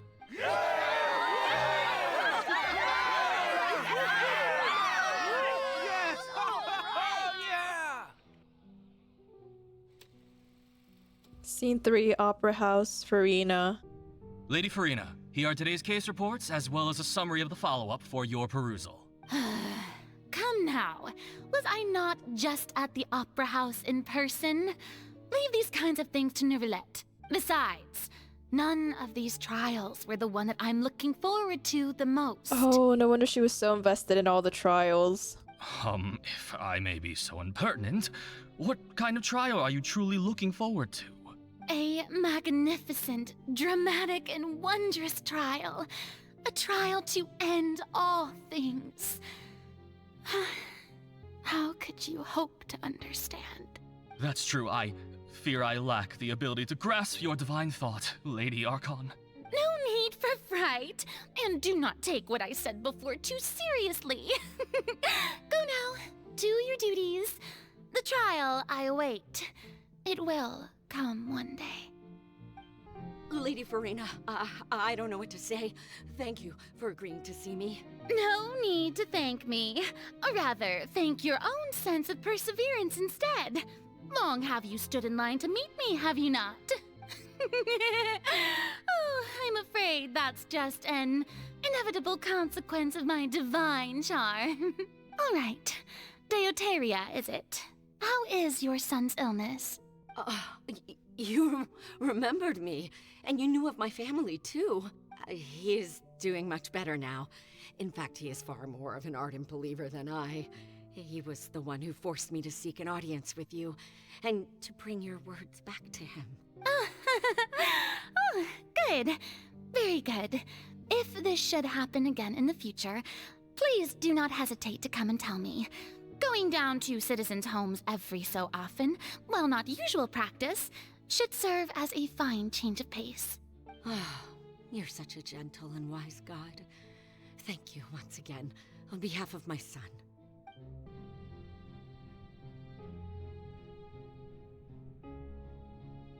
Lady Farina, here are the latest hydrological reports.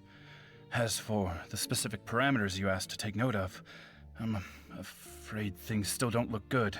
I see. It's as I thought then. As your god, I did already expect this, but I wanted to see how far your human wisdom would allow you to analyze it. All manner of signs indicate that the prophecy will still come to pass. Forget it. That's not something you need to worry about right now. Well, as I understand it, the Fontaine Research Institute is also trying to find a way to counter the rising water levels. Really? Have they found anything? I'm afraid that they haven't found any effective solution thus far. Oh, is that so? Well, no wonder. This issue has reached the realm of the gods, after all. Still, their spirit is praiseworthy. Damn, Farina has had to deal with so many things. The day is finally over. I haven't had a moment to breathe this whole time. But it's good to see that everything's getting on track. There are no longer any voices of suspicion. Maybe this is fine. I just need to keep going, and everyone will be saved. All right, Farina, don't think too hard about this. You need rest. Tomorrow's a new day. Scene 4, Opera House, Farina. Lady Farina, here are the new trial reports for the latest cases, as well as a summary of the follow-up. There'll be no need for that. I've seen them already. There's no need to go back over scenes I've witnessed in person before. Lady Farina, I've waited so long for this chance to see you in this manner. Indeed, my dear, loyal citizen. This joyous moment is an honor for us both. Lady Farina, we're detecting significant hydrological anomalies near Poisson. Understood. Keep monitoring. Keep me informed should anything come up at the Institute.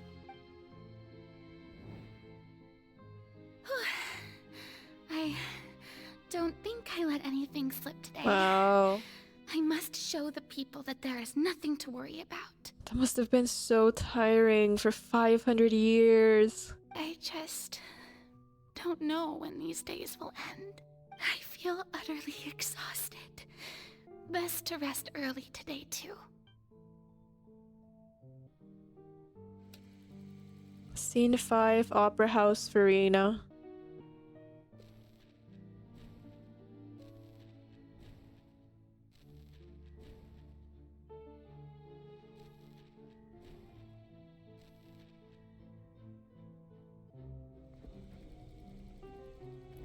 Wow. Scene, Jesus. 182,375. It's like a dream being able to speak with you up close like this.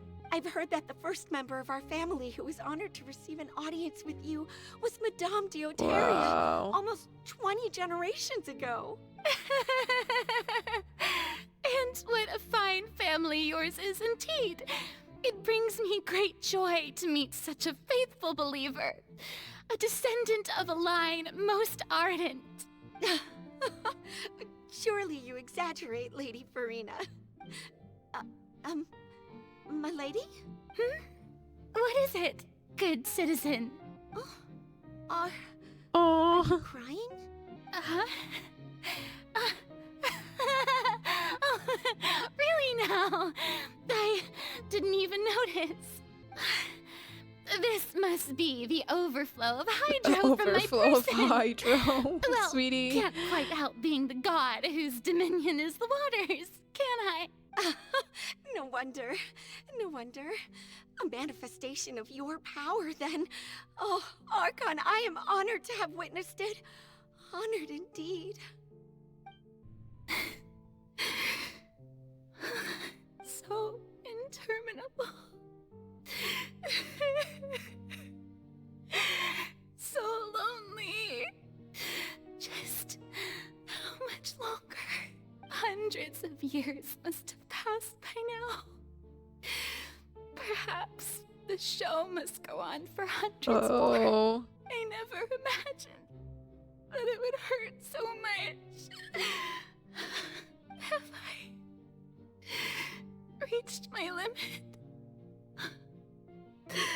No.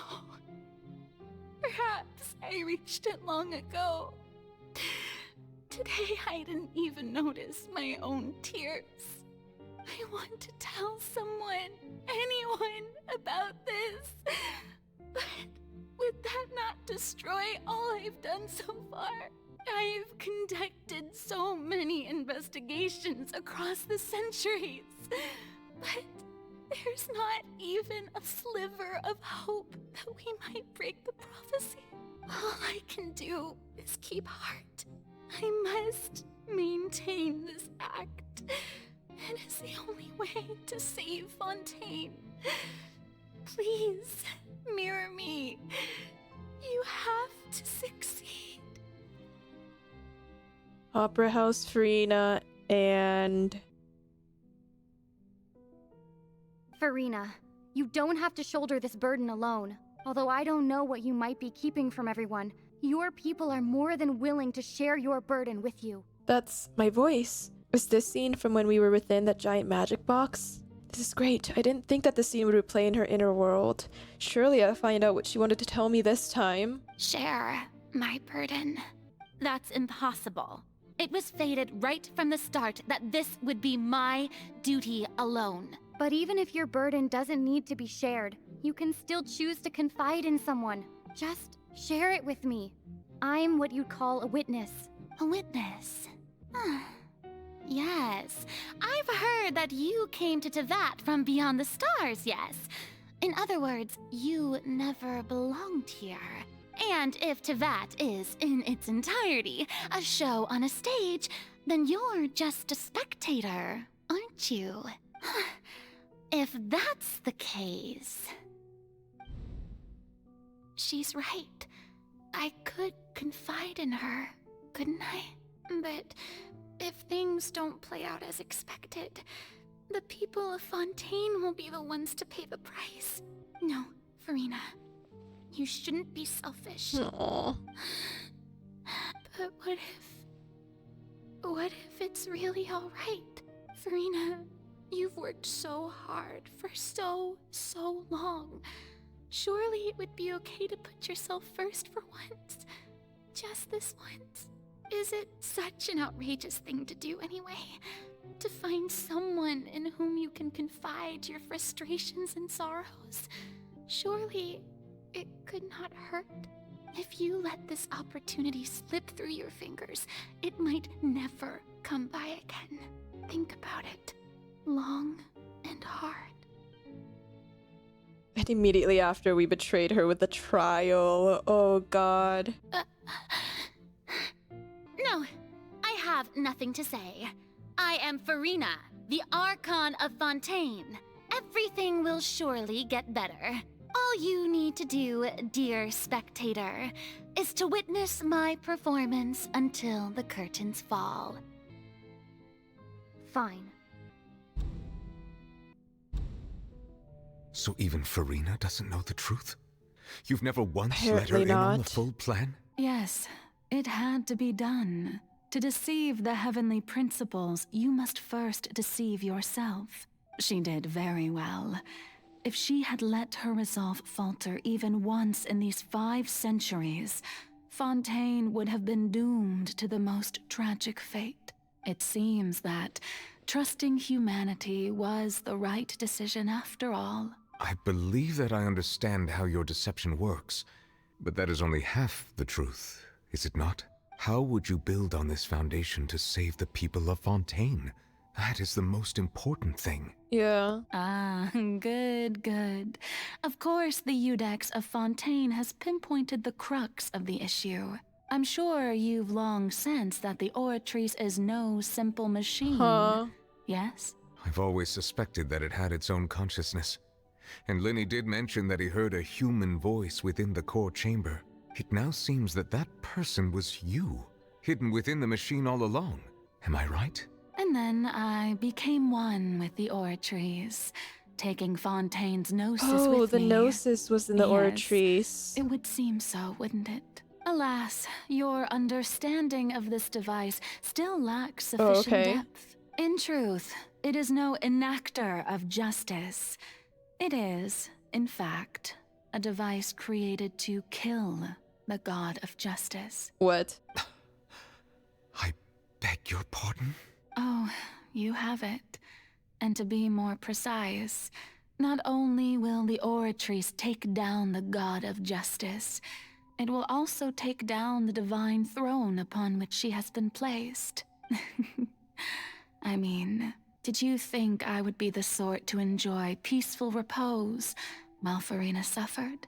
My work over these last 500 years has been to constantly accumulate indemnitium within the Oratrice. Okay. But really, some have already discovered that only a small fraction of the energy generated by the device was ever used to provide power to Fontaine. The vast majority had to be accumulated to enact this death sentence. Okay. It was all a part of your plan then, both the trial and the sentence. Indeed.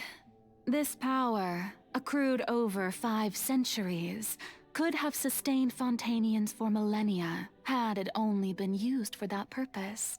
Almost all of it has now been stored within the oratories. But only power of this magnitude could hope to destroy the Hydro Archon's divine throne, shaking the rules Divine established by throne. Celestia, and breaking through the institution that is the Seven. So the Oratrice's call for death was for neither Farina nor Focalor, but for the Hydro Archon. What? The destruction of that divine throne. If I do not misunderstand your intent, you must be... Returning what's rightfully yours to you, of course. Whoa. In other words, this was all done to return the authority of the Hydro Archon to the Hydro Dragon of this planet. He'll go back to his full power? But... Oh my god. Oh, what? Getting sad again, are we? The authority of the ancient dragons shall soon be yours once more, O Hydro Dragon Sovereign. And this is the face you make. all you've done throughout the years is just so you can sacrifice Oh yourself at the very god. end. I've never quite seen it that way, you know. Even now, I'm quite pleased at how well my deception worked.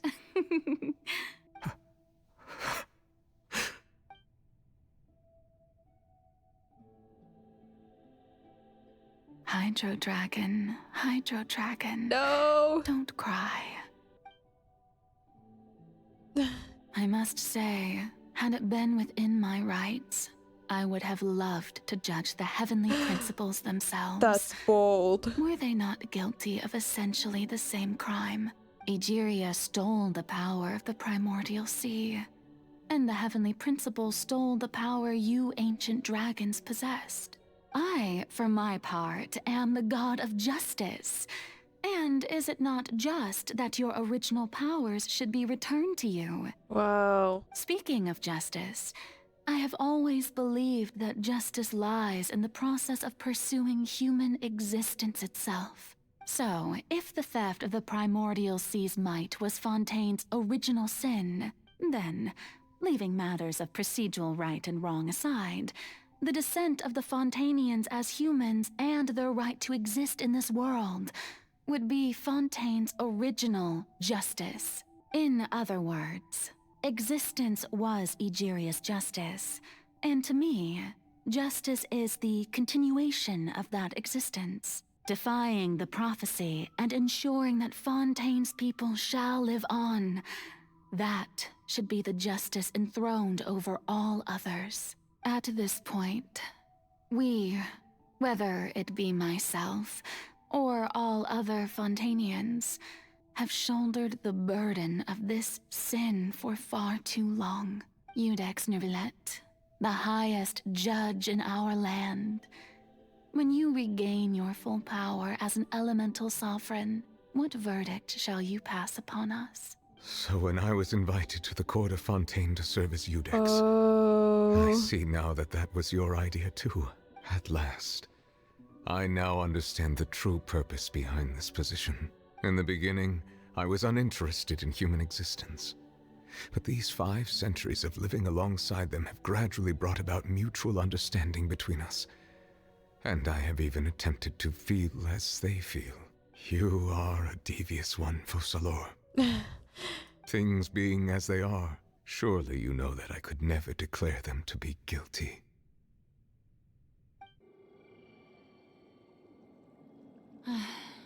The hour of my execution is almost here. For the sinner, the curtain call has come. I know I may not sound it, but faced with death, I find myself a little afraid. Perhaps this is one thing both gods and humans have in common. Oh my god.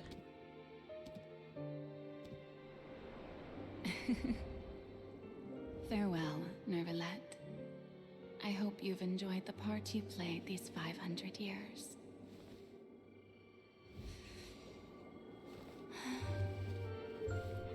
Not you dancing, but...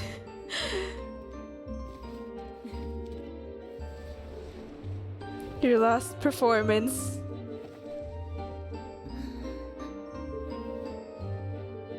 Oh, I'm crying.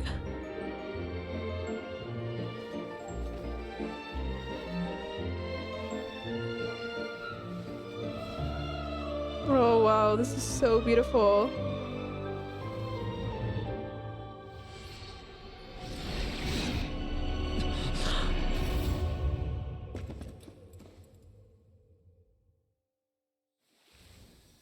Oh my god.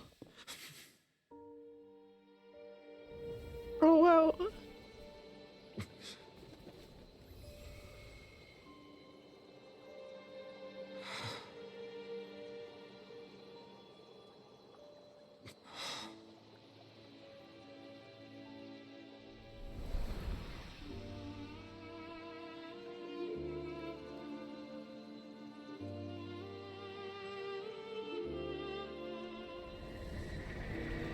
Thank you, Farina, for all you've done. Wow. From this moment on, oh my god! Please live happily as a human, just as I wish we could. Oh lord. Oh my god. He's finally restored to his full power.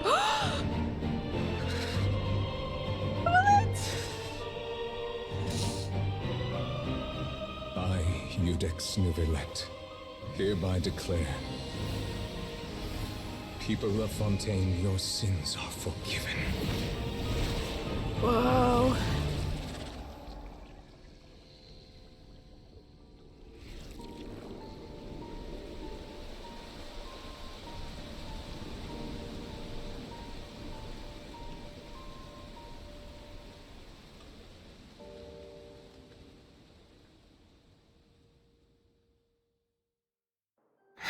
What are we doing about that whale, though?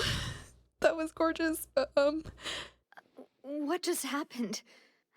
Has the death sentence been carried out? Was that bright light some sort of misdirection? I have a feeling that something huge just happened. But since we're all still alive and haven't been dissolved, I assume whatever happened was good for us. It's time to end this.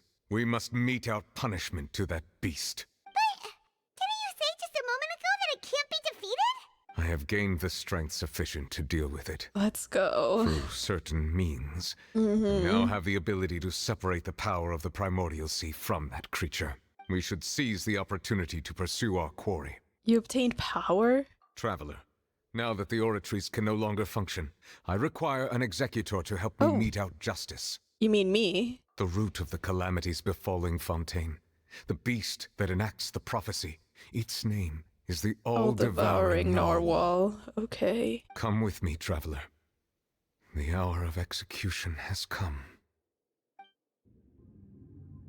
Oh my god. Also, is my boy child good?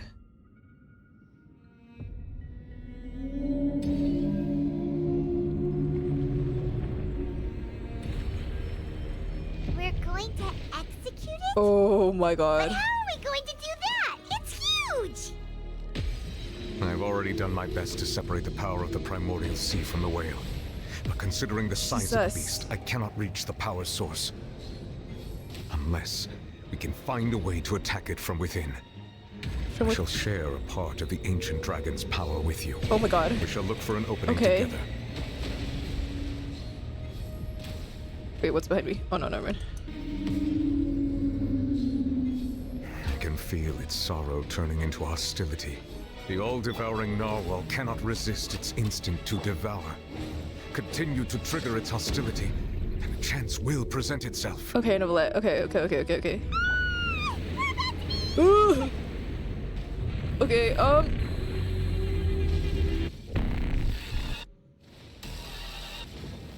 there a hole-looking thingy over there? It looks really scary. What is this? Oh my god, the music. What is happening? Oh my god. Oh my god. I'm scared. I have granted you my protection. Oh, Do thank not you fear. Thank you so much. Seize the moment and use my power to suppress its root from within. We'll do, Neuvillette. I got you, King. I got you. Oh, the music's stressing me out. It's so good. Manifest the authority of the ancient dragons. Witness the might of the primordial sea. What just happened?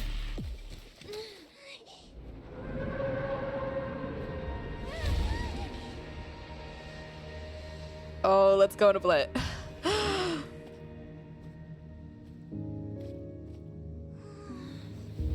Where's Child, by the way?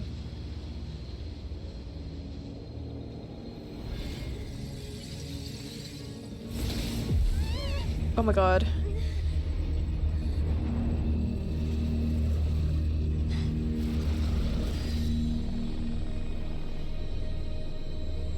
Hello? Who is that? Child. What? What's Thanks this? for helping with the cleanup. It should have been my job, but oh well. It was just supposed to be a short private training session for me. I didn't think that my disciple and my master's pet would start brawling in the meantime. My disciple and my master's pet? Well, actually, I had a feeling that it would happen at some point, but they bumped into one another earlier than I thought. What a blunder. I suppose I'll have to swing my sword 3 million times as penance. That power. Who are you exactly? Hyman has an idea. From what she said earlier, she must be Child's master. Skirk, right? It's just that he gave us the impression that she was the less talkative person. I simply did not have anything to say to the weak. Wow, okay. You, on the other hand, managed to defeat the all-devouring narwhal without using power from beyond this world. So you may speak to me as equals. Whoa, what sort of person would take the all-devouring narwhal as a pet? I have to agree. It's a strange use of a planet's primordial waters just to raise an all-devouring narwhal. That kind of power is wasted on it. It's not cooperative. It eats too much. And I have more important things to do with my time than pet sitting. The only thing that creature has going for it is its looks. All in all, it fails as a pet.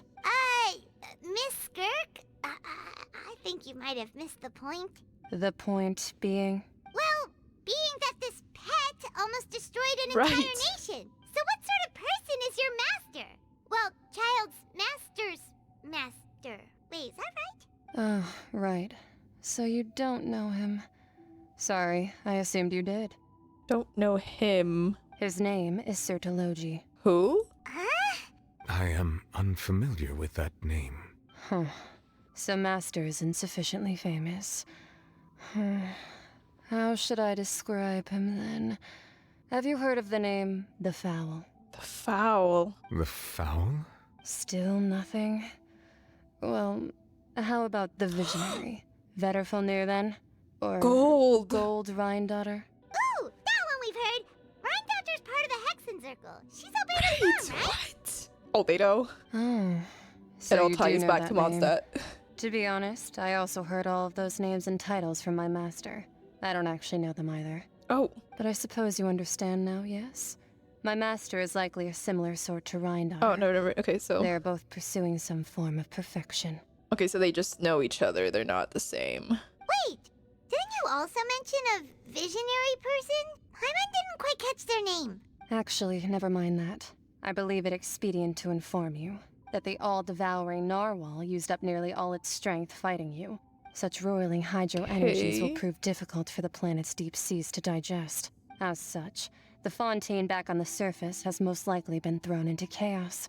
In other words, the prophecy that you've been fretting over should now be in full swing. Oh my god. What?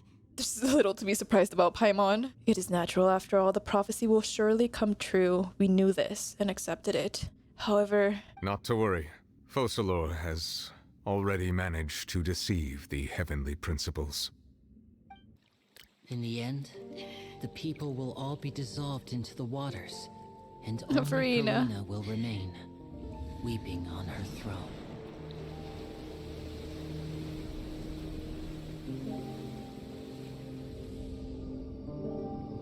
Where is everyone? Tell me the evacuation worked. Will the sins of the people of Fontaine be be washed away.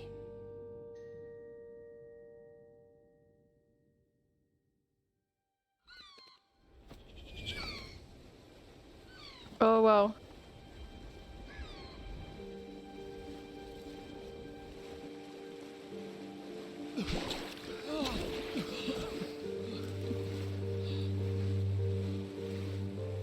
Hey! Help! Over here! Navia.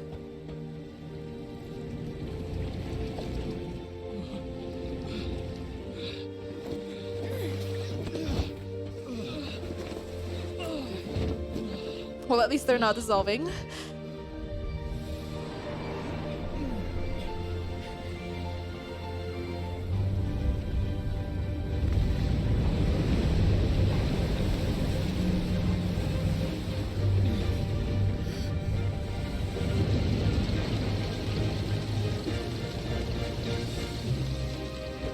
Right, C's boat. Hands, initiate emergency rescue. Oh wow.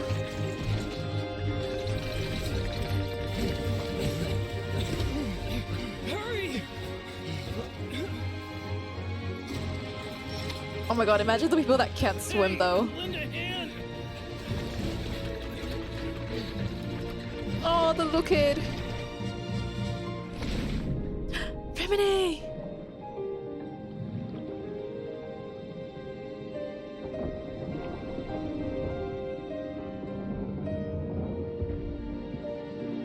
Lynette.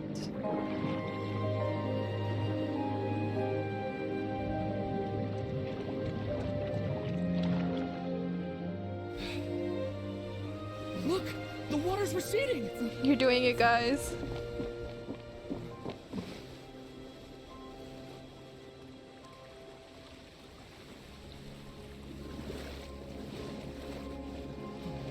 It's a miracle! Water's receding. We didn't dissolve. The prophecy was wrong. The prophecy was wrong.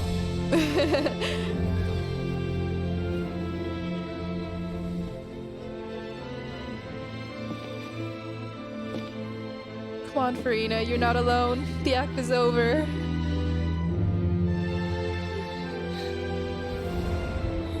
Are you alright? We're safe. The prophecy was wrong.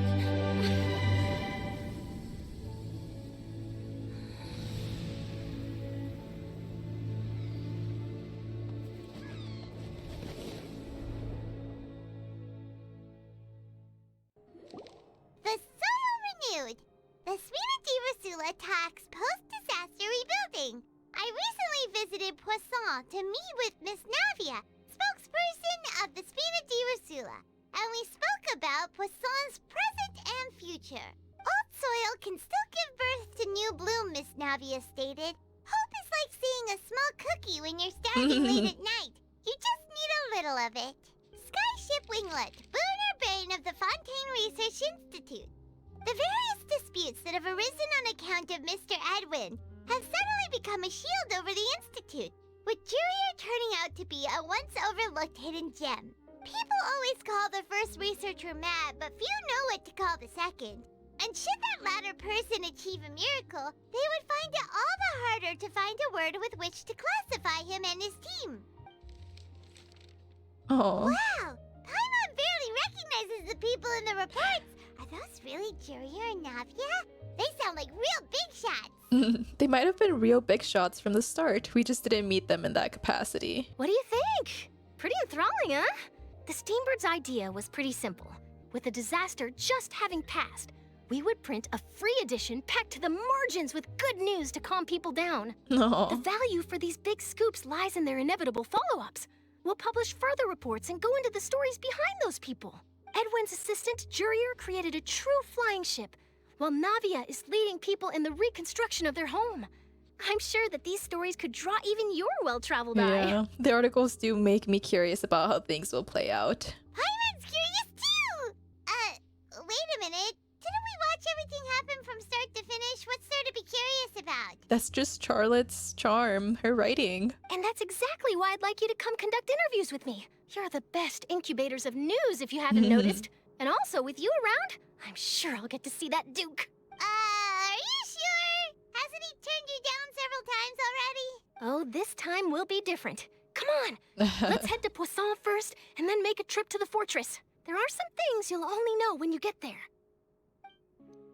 Oh yeah, I'm surprised we didn't see the knave again.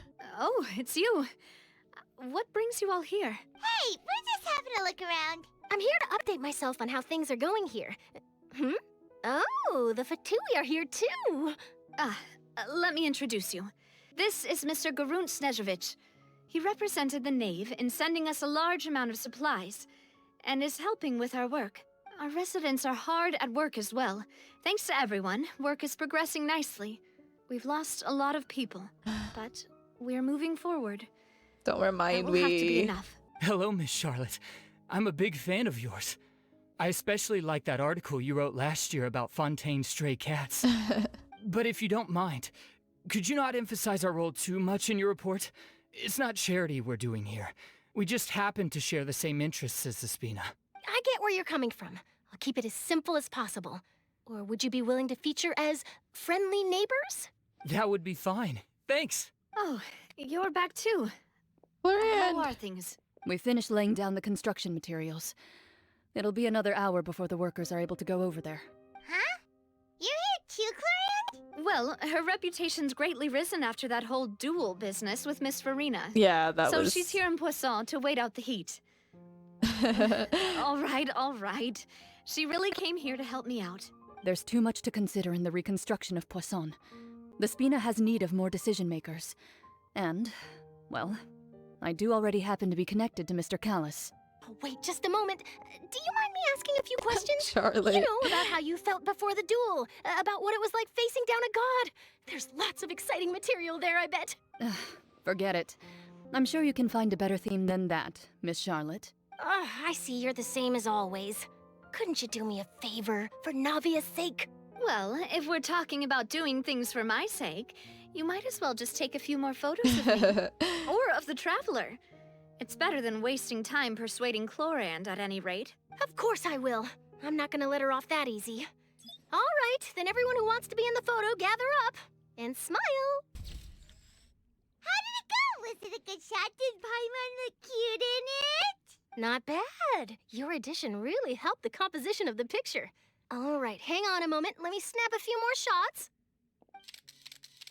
Charlotte takes more pictures of Poisson to clicking. Oh. All right, that should do it. I'll be back here later anyway, so let's call it a day. You're very quick. Speed is of the essence when it comes to the news, and freshness is the key. Also, not to brag, but I'm pretty good at building connections. Who knows? I might eventually get that interview with you after all, Miss Clorand. Wow, you really do have that never say die spirit. I'm impressed. I'll hazard a guess that this is how you got that interview at the Fortress of Meripede. You already knew she was going. Whoa, you're well informed. Let me make a guess too. I asked Sijuin, who told Monsieur Nervillette, and he told you, right? That's a very complete information chain. In truth, all Monsieur Nervillette asked me was, when did the fortress become so friendly towards the media? I told him that it was best not to speak too soon. There's no guarantee that Ridesley will make a personal appearance. You're right. I've got to treasure every moment I have with them. In which case, I'll be making a move first. Stay safe now. And tell me if you hear anything interesting. I'll treat you to afternoon tea in exchange. You seem curious about the fortress. Of course. That Ridesley. I still remember going down to the fortress to grill him for information on my father's case. Boy, did he take me for a ride. Without telling me anything, of course. But he did invite you to tea, didn't he? 2 large pots of it, in fact. It was good tea, though. I have to agree. The tea there is very good. Speaking of that, would you like to have some today? I mean, you've got time, right? Well, I'd be partial to some shortbread. Wow, it's like we've got a menu or something. Sure. Good. What flavor of biscuits would you like, Mr. Snezhevich? Me? I'm fine with anything. But I would prefer chocolate, should you have it. All right. Leave it to me. I'll go over the newly arrived supplies with you later, Mr. Snezhevich. We should be able to finish the preparatory work today. That works great for me. Huh. Is it just me, or did you Oh my get a god, new lipstick? Navia. I did. It was a gift from Sijwin. Want to give it a try? I think the color would suit you too.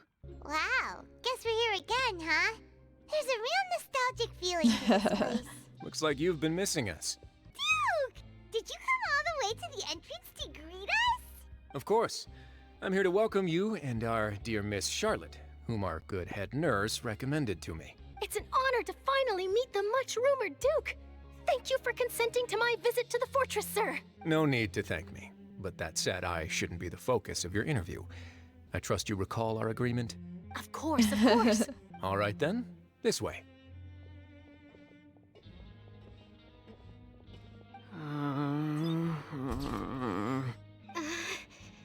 Hey, no need to be so nervous. I've already taken all the photos we need. Miss Charlotte, do these pictures really need to be published on the cover of the Steambird? It would seem that Miss Lorvine doesn't want her face to appear beside that of Mr. These Jury. two. Sir, please don't say things like that. But it looks like dear Mr. Jurier denies it. Might this interview be very important to you then? No, I just... This is my first time being interviewed, and I'm very thankful to the Steambird for... Now, I might not look it, but I actually did meet Mr. Edwin once. And I'll be honest, I enjoyed chatting with you more. You've definitely got more of that genius God, vibe Charlotte. going on. The boat that brought about a miracle, the ark that saved the people. Why, you recreated a myth back there, like an emissary of legend. Still, if I might ask, where's that flying ship now? Huh. Looks like Charlotte's trying to get herself another exclusive scoop. I have to apologize, but that ship is presently in the bowels of our factory. I'm afraid it won't be easy for you to get a shot of it. Really? Oof. Well, then in that case, could I have an interview with you to make up for that loss? Charlotte. She really does know how to squeeze opportunities for all they're worth. You already know my answer, I'm afraid. Best you interview our head nurse instead. Or perhaps you'd like to take another photo of this couple of researchers? Did you really have to use the word couple? Well, then, 2 solo photos will do. Is my hair messed up? Please, someone help me have a look. Things sure are getting pretty lively here. We've seen this kind of thing before. Oh, seems like everyone's here. Would any of you like to try this new drink I came up with? Ah, Sijwin. Hey, Miss Charlotte. Why don't you, take some pretty photos of our head nurse? Sure. Come on, Miss Sijwin. Over this way. Let's find a brighter spot. Sure. Do I have to smile? So, how have things been at the fortress? Same old, as you can see. Fontaine's undergone some changes, but this place is still more or less the same. Other than that flying ship, it got a tad too much attention, I think. That's why I decided to let the interview go through. We should direct more public opinions toward the behind-the-scenes heroes. Am I right, Mr. Jurier? Miss Lorvine? You're too kind, sir. I believe that you too should have your day in the sun. Yeah. Not that you would want that. That's a pity. I'll just leave the spotlight to you two. You walk with Wrightsley for a while and share news from above I ground. see. Lots of things happened that day, huh? A lot. Anyway, regarding that Harbinger, I'm not sure you remember, but his 3 young followers are still waiting for his return. He sure did win them over, huh? I'll tell them that there's good news and bad news. The good being that their boss seems fine, and the bad being that they must face extended sentences for abetting his escape. Wow. Oh, actually, what about you? Are things gonna change for you too? What change can there be? The fortress will keep chugging along, and so will my duties. As to what Miss Farina's departure will mean for the nation, and if Yeah. our laws and governance will be transformed, we'll leave those to the folks in the overworld. Hey, everyone. The photo shoot's done. Good.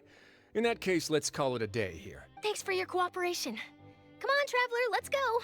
Till next time, everyone. There'll be a next time? Maybe. Who knows? I might write a story about the underwater factory next time. Until then, all right. Last stop, the docks. The docks. Okay. Where we first arrived. I didn't see them! They really are here! How did you know? Navia mentioned that she stayed in touch with Linny and the others after working together. Of course she Apparently, would. they've been at the docks distributing these strange pockets the whole time since. Traveler, Paimon, Ah, and Miss Charlotte, too. Would you like a magic pocket? What sort of gadget is it? It's a wondrous bag that can be used to carry many things. The water level has returned to normal, but if you see any of your things floating around, you can use this to carry them. Or you could trick a friend into doing it for you. Trick a friend? I wonder which of my friends would fall for that. Don't look at me, Charlotte. Please, I've done enough. You could just make a friend like Fremine here. Isn't that right, Fremine? Is this what you meant by, I'll help you make some more friends? To be honest, that sounds pretty sweet. Could I have your contact, please? Oh no, Fremine. Sure.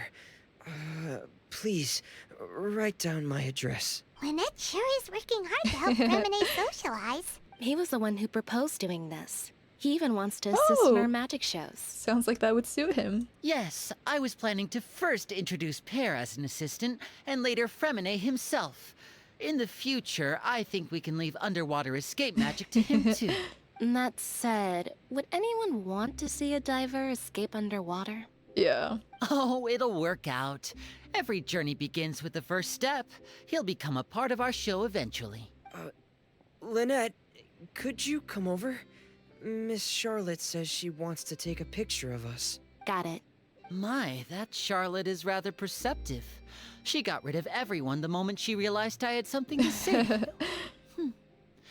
So, how have things been, Traveler? I'm doing all right. Father says that you did a great deal during the latest events. She's very grateful for your contributions to Fontaine. That's all right. We were more than happy to help. Right. So, what's she doing now? Yeah. Oh, I guess you haven't heard. Well? After Lady Farina left, Father and Monsieur Neuvillette opened negotiations, during which he gave Fontaine's gnosis to her as a diplomatic gift. Okay, well, another nose is gone. A diplomatic gift? A gnosis? Yeah. Yes, I was quite surprised at first myself. But when I thought it over, there were actually a number of things going for it. It could have been done as an apology for the incident with Lord Child, or as thanks for his help in tying the all-devouring narwhal down. Furthermore, Father did also lend significant aid to Fontaine and Poisson. Out of all the no-seas that have been taken, I don't know if I can be mad at this one being taken at this point. Like, honestly, you earned that. Somehow. Another nose is gone, and I guess it would be good for Fontaine too, I guess, because their whole thing was trying to trick the heavenly principles, so I don't think having a gnosis there would be a good idea. Well, that's true, but this is a gnosis we're talking about. Doesn't this seem a bit irresponsible? I would agree, but I've also heard that it seems that Monsieur Neuvillette has had a significant change of heart regarding the matter. So there's some reason for this that only Neuvillette knows about? I suspect you'll have to ask him about that yourself. Ah, yes, speaking of which, I did see him strolling around the entrance to the Fortress of Meripede a while back. Isn't he real busy and stuff? Paimon didn't think he'd have the time for that. But back to the topic. The gnosis was given to the knave, right? What about Child? Yeah, this poor man has suffered so much through this entire, he suffered through all of these acts. They say that he's returned to Snezhnaya to recover from his wounds. Oh my god, okay. I hear that the recent disaster really did a number on his health. I can imagine. Wait a minute, when am I giving back his vision? Well, I guess I can now call him one of my war buddies. That's true. When you think about it, we've had loads of run-ins with the Fatui. Yeah. To think we'd be allied with them this time. Well, like Lenny said, and like we've seen before, a lot of the Fatui have, they're allied with the Tsaritsa, but they all have their own motive, some better than the others, I guess. Child is just a fucking wild card. He's just like, I want to fight all the things, so I don't know how much trust there can be in there, but he seems to like us, so I don't know. Scaramouche was like disgustingly horrible at the beginning. Now it's like, okay, whatever. You're not even a Fatui anymore, so I guess he doesn't count. The knave slightly won me over. I don't know. So shocked by such a simple switching of sides? Hello? Father! Well, what do you know? Come to the docks to see how my children are doing and meet the Traveler by chance. Please do not pay my accomplishments in Fontaine too much mind. I would have done them regardless. Are you going to diagnosis back to Snezhnaya? That is our duty as harbingers, yes. Don't be too preoccupied with sides. The goal of the Fatui concerns not a single place or person, but the entire world. With such a grand goal in mind, it is inevitable that we must wear many masks. Switching my masks is something I've always done. Will you keep to your position? Well, that depends on many things. No one truly knows what the future holds. What good is honesty if you can't rely on it forever? As for you, I very much look forward to our next collaboration. Good things cannot be achieved alone, and you've proved yourselves to be great partners. Actually, I just remembered something. Please help us deliver this. Yes, give him back his vision. Oh my god. A vision? All right. I'll remember to return it. Oh, please Thank do. you for keeping it safe for him this entire time. And that's a wrap for me. Huh? Charlotte. You're... Greetings, Miss Journalist. Hello. If I'm not mistaken, there are diplomatic channels I'll need to report to take a photo of you. That is correct. So forgive me, but I will not be able to serve as a subject in your article.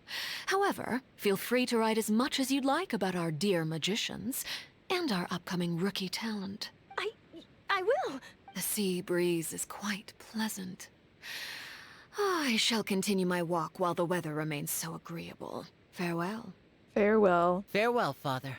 Oh, she has such an intimidating presence. I didn't even dare to take a picture. Thankfully, I've already wrapped up all my pre-scheduled interviews. Thank you all.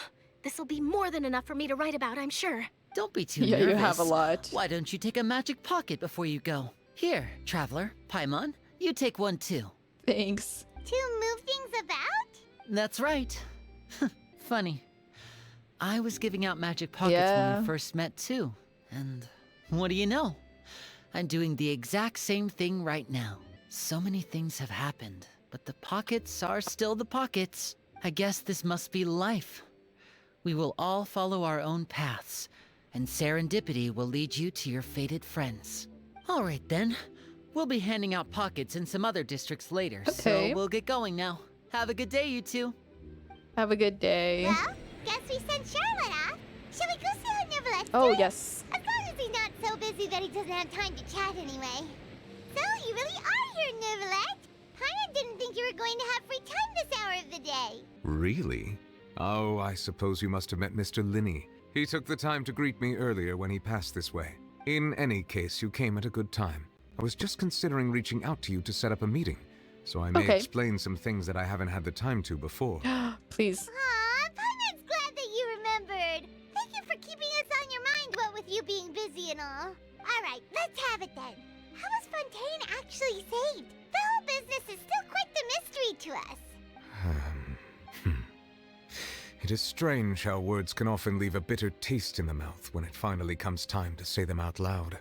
Neverlet sighed softly before telling you the truth concerning what he saw that day. Fossilers deceived the heavenly principles and used Farina's endless performance to save Fontaine. So that's what happened? I only saw Farina's part myself. Fossilor destroyed the divine throne of the Hydro Archon and restored your power to you, transforming you into a fully fledged elemental dragon sovereign. But Paimon still doesn't quite get what you did to save the Fontainians from dissolving. For me, the authority of the ancient dragons refers to absolute control over the hydro element. Fontainians were incomplete humans born of Egeria's use of the power of the primordial sea, with constitutions similar to that of mimics. But so long as those primordial energies remain within them, I could use the ancient dragon's authority to grant them true blood, after the fashion in which life was first brought into being on this planet.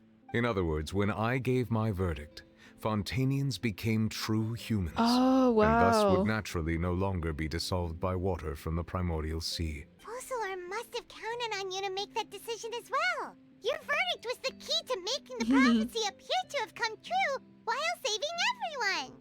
You could say that it was at that moment that the Fontainians were finally truly born. True. Yeah, and in a manner of speaking, Fossilor finally managed to fulfill the original Hydro Archon's wish to turn Oceanids into real people too! It seems from your expressions that you still have more things you wish to ask. Ask away.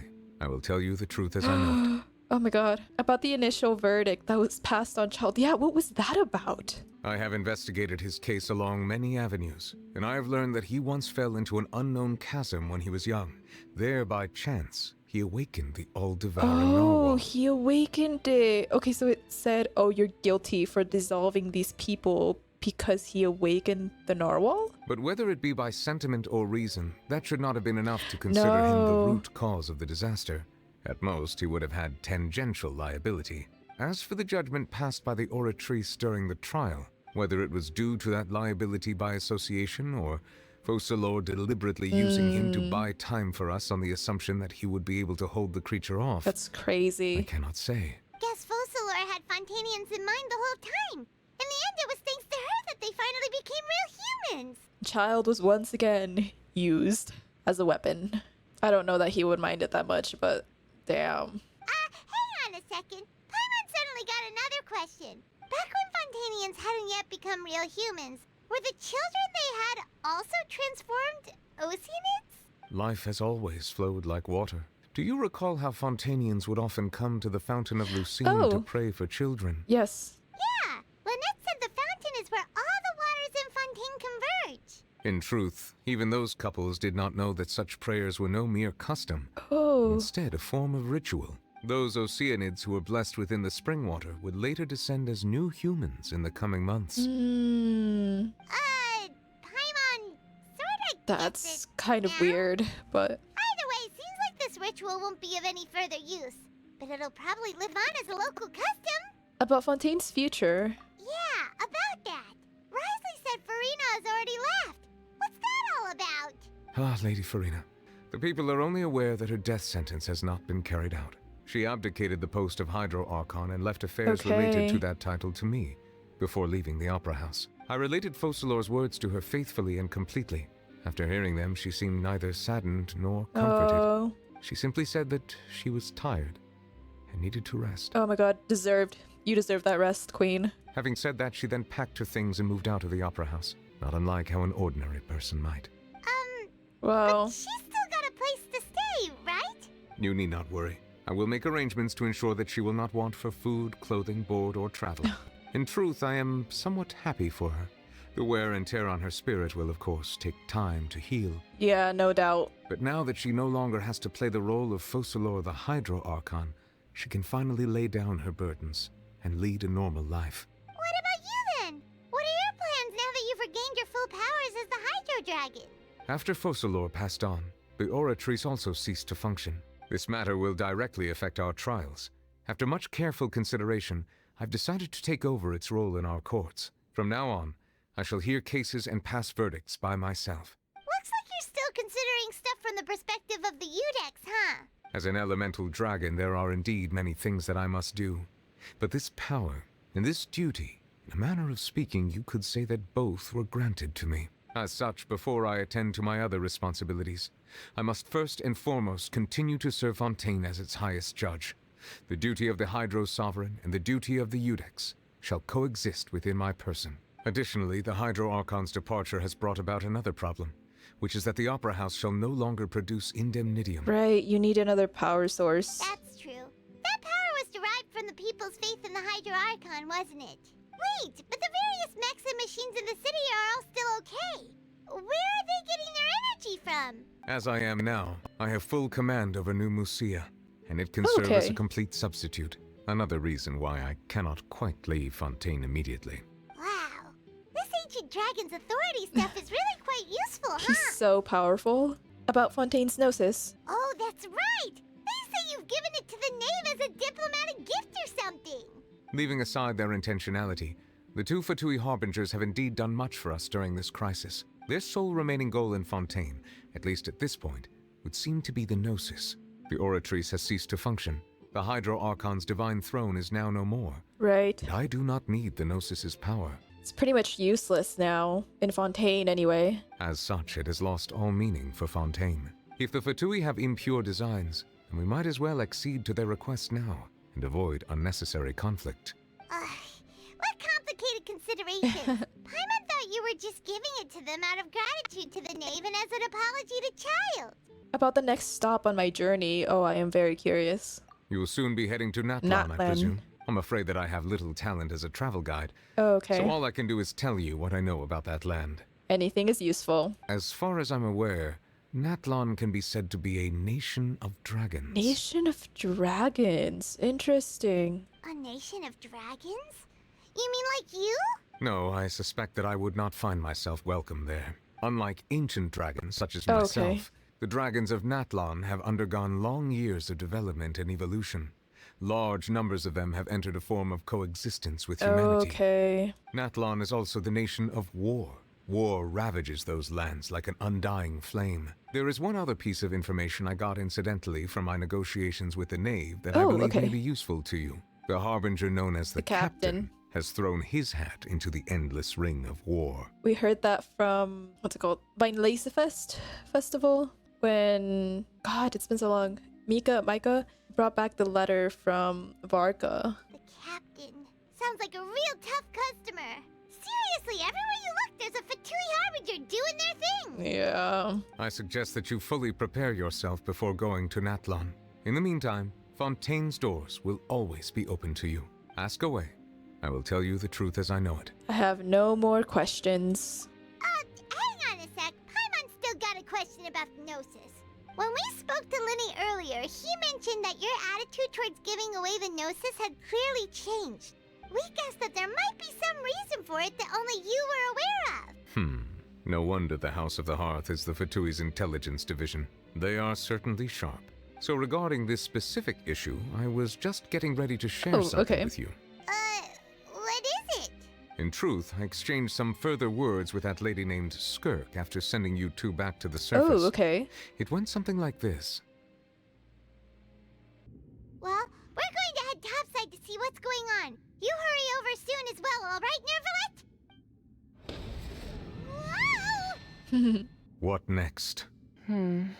The all-devouring narwhal isn't here, so I'm no longer getting any interference. I can finally catch the scent of your power, what it's made of. It is the authority of the planet's primordial dragons, but with something very similar to a god's curse mixed in. It's quite a novel blend. I'm sure I've encountered something like this before. What was it again? I do not know what you speak of. Of course. How could I forget? You should have the remains of the third descender on your person, yes? Remains of the third descender. Oh my god. Remains? I've never heard of any such thing. According to your parlance, I believe it may be called a gnosis. Well, that much is true. After Focalor's divinity faded, she handed her gnosis to me. But I fear I have never heard of it described in the manner that you just did. Yeah, that was weird. I've been training with my master, the Foul, ever since I was young, and I have never returned to the surface since. So most of the information I possess, I got from him. It is only natural for those who are greater than humanity to possess a different sort of common sense, which is why there are so many problems in our attempts to communicate with humans. Regardless, you should probably get rid of objects of misfortune to prevent any disasters from befalling. To live in itself is a blessing, but once a person dies, the bonds he once had with this world shall all turn to curses. What do you mean by that? No need to fret. These are just my personal thoughts, and my reason for no longer wishing to return to the surface. This third descender you refer to, who are they? And when did they die? They're the reason the Gnosis exist? Master never mentioned them to me. Perhaps it just wasn't that important for me to know. If you're interested, though, I could ask him. I'll be sure to pass the answer on to you next time. Next time? You believe we will meet again? I do. Wait, I have a disciple of my own, don't I? Oh my god, child. He can be the messenger then? That's what she told me. Whether it would prove useful or not, I wanted to pass that information on to you. The remains of the third descender? So that's what the Gnosis actually are. Paimon just thought they looked like chess pieces. How could they be a person's remains? All the same, assuming that there was no misunderstanding or special metaphor at play, that is what she meant to say. And she said said that it would bring misfortune and that you should check it, which is why you gave it to the Fatui. If she speaks the truth, then I would simply be putting Fontaine at Right. unnecessary risk by keeping it here. A descender. She mentioned one of them. I am the fourth descender. For me, this information means two things. One, that the Gnosis are related to descenders. And two, that the one who came before me has already died. I guessed that you might already be familiar with this concept, but I did not expect you to be one of them. I am. That means that the Gnosis, which are exceedingly element compatible and can even enhance elemental abilities, do indeed come from the third descender. I wonder, does your body also possess similar properties? Like being able to use elemental powers Right. without a vision. That does sort of count as special compatibility, right? No, let's not think about this stuff right now. It just feels creepy. Comparing the Traveler to the dead third descender and all. Don't worry, I won't die so easily. I won't leave you alone. You say, but this topic still feels like bad luck. Once Child recovers, let's get some more answers out of him. Yes. Or go look for his master and get the answers that way. I don't know if that will be possible. I too believe it unwise to make too many blind guesses when information is lacking. The same is true of being at court. Yes. All right. Whatever the case, it seems But like the it is crisis here fun. in Fontaine's over for now. Yes. All of Focalor's efforts were for this moment as well. But she sacrificed herself in the end as a god, and she suffered through all those years as a human. Was that really what she wanted? I suppose that would be the mystery of a god's will. Can you understand the will of the gods? I suspect not. But once in a while, I too would guess that if wishes were like the clouds in the sky, they will one day return to the earth as raindrops. Life flows like water, and rain is the final answer. The water levels may sometimes tilt one way or another, but the rain falls fairly upon all. And what, ultimately, is the difference between the rains that fall upon all of us? Masquerade of the Guilty. Oh, what a good act. And those are all the Archon quests as of now. Damn, that was really good. That was a lot to process. I feel so freaking tired right now. Another Gnosis gone. I think we'll never be able to save a Gnosis in a nation ever at this point. And a lot of nations don't want the Gnosis anymore, so what can we do about it? The third Descender.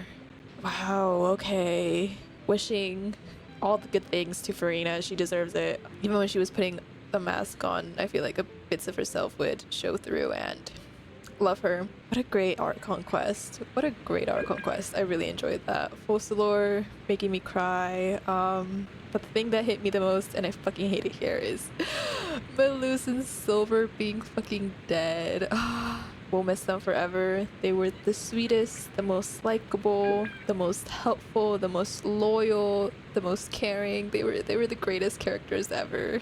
And as all great characters that are not playable, doomed to die, apparently. But anyways, bye for now. Who knows what my next video will be? Maybe a world quest, maybe a story quest. Who knows? But yeah, bye.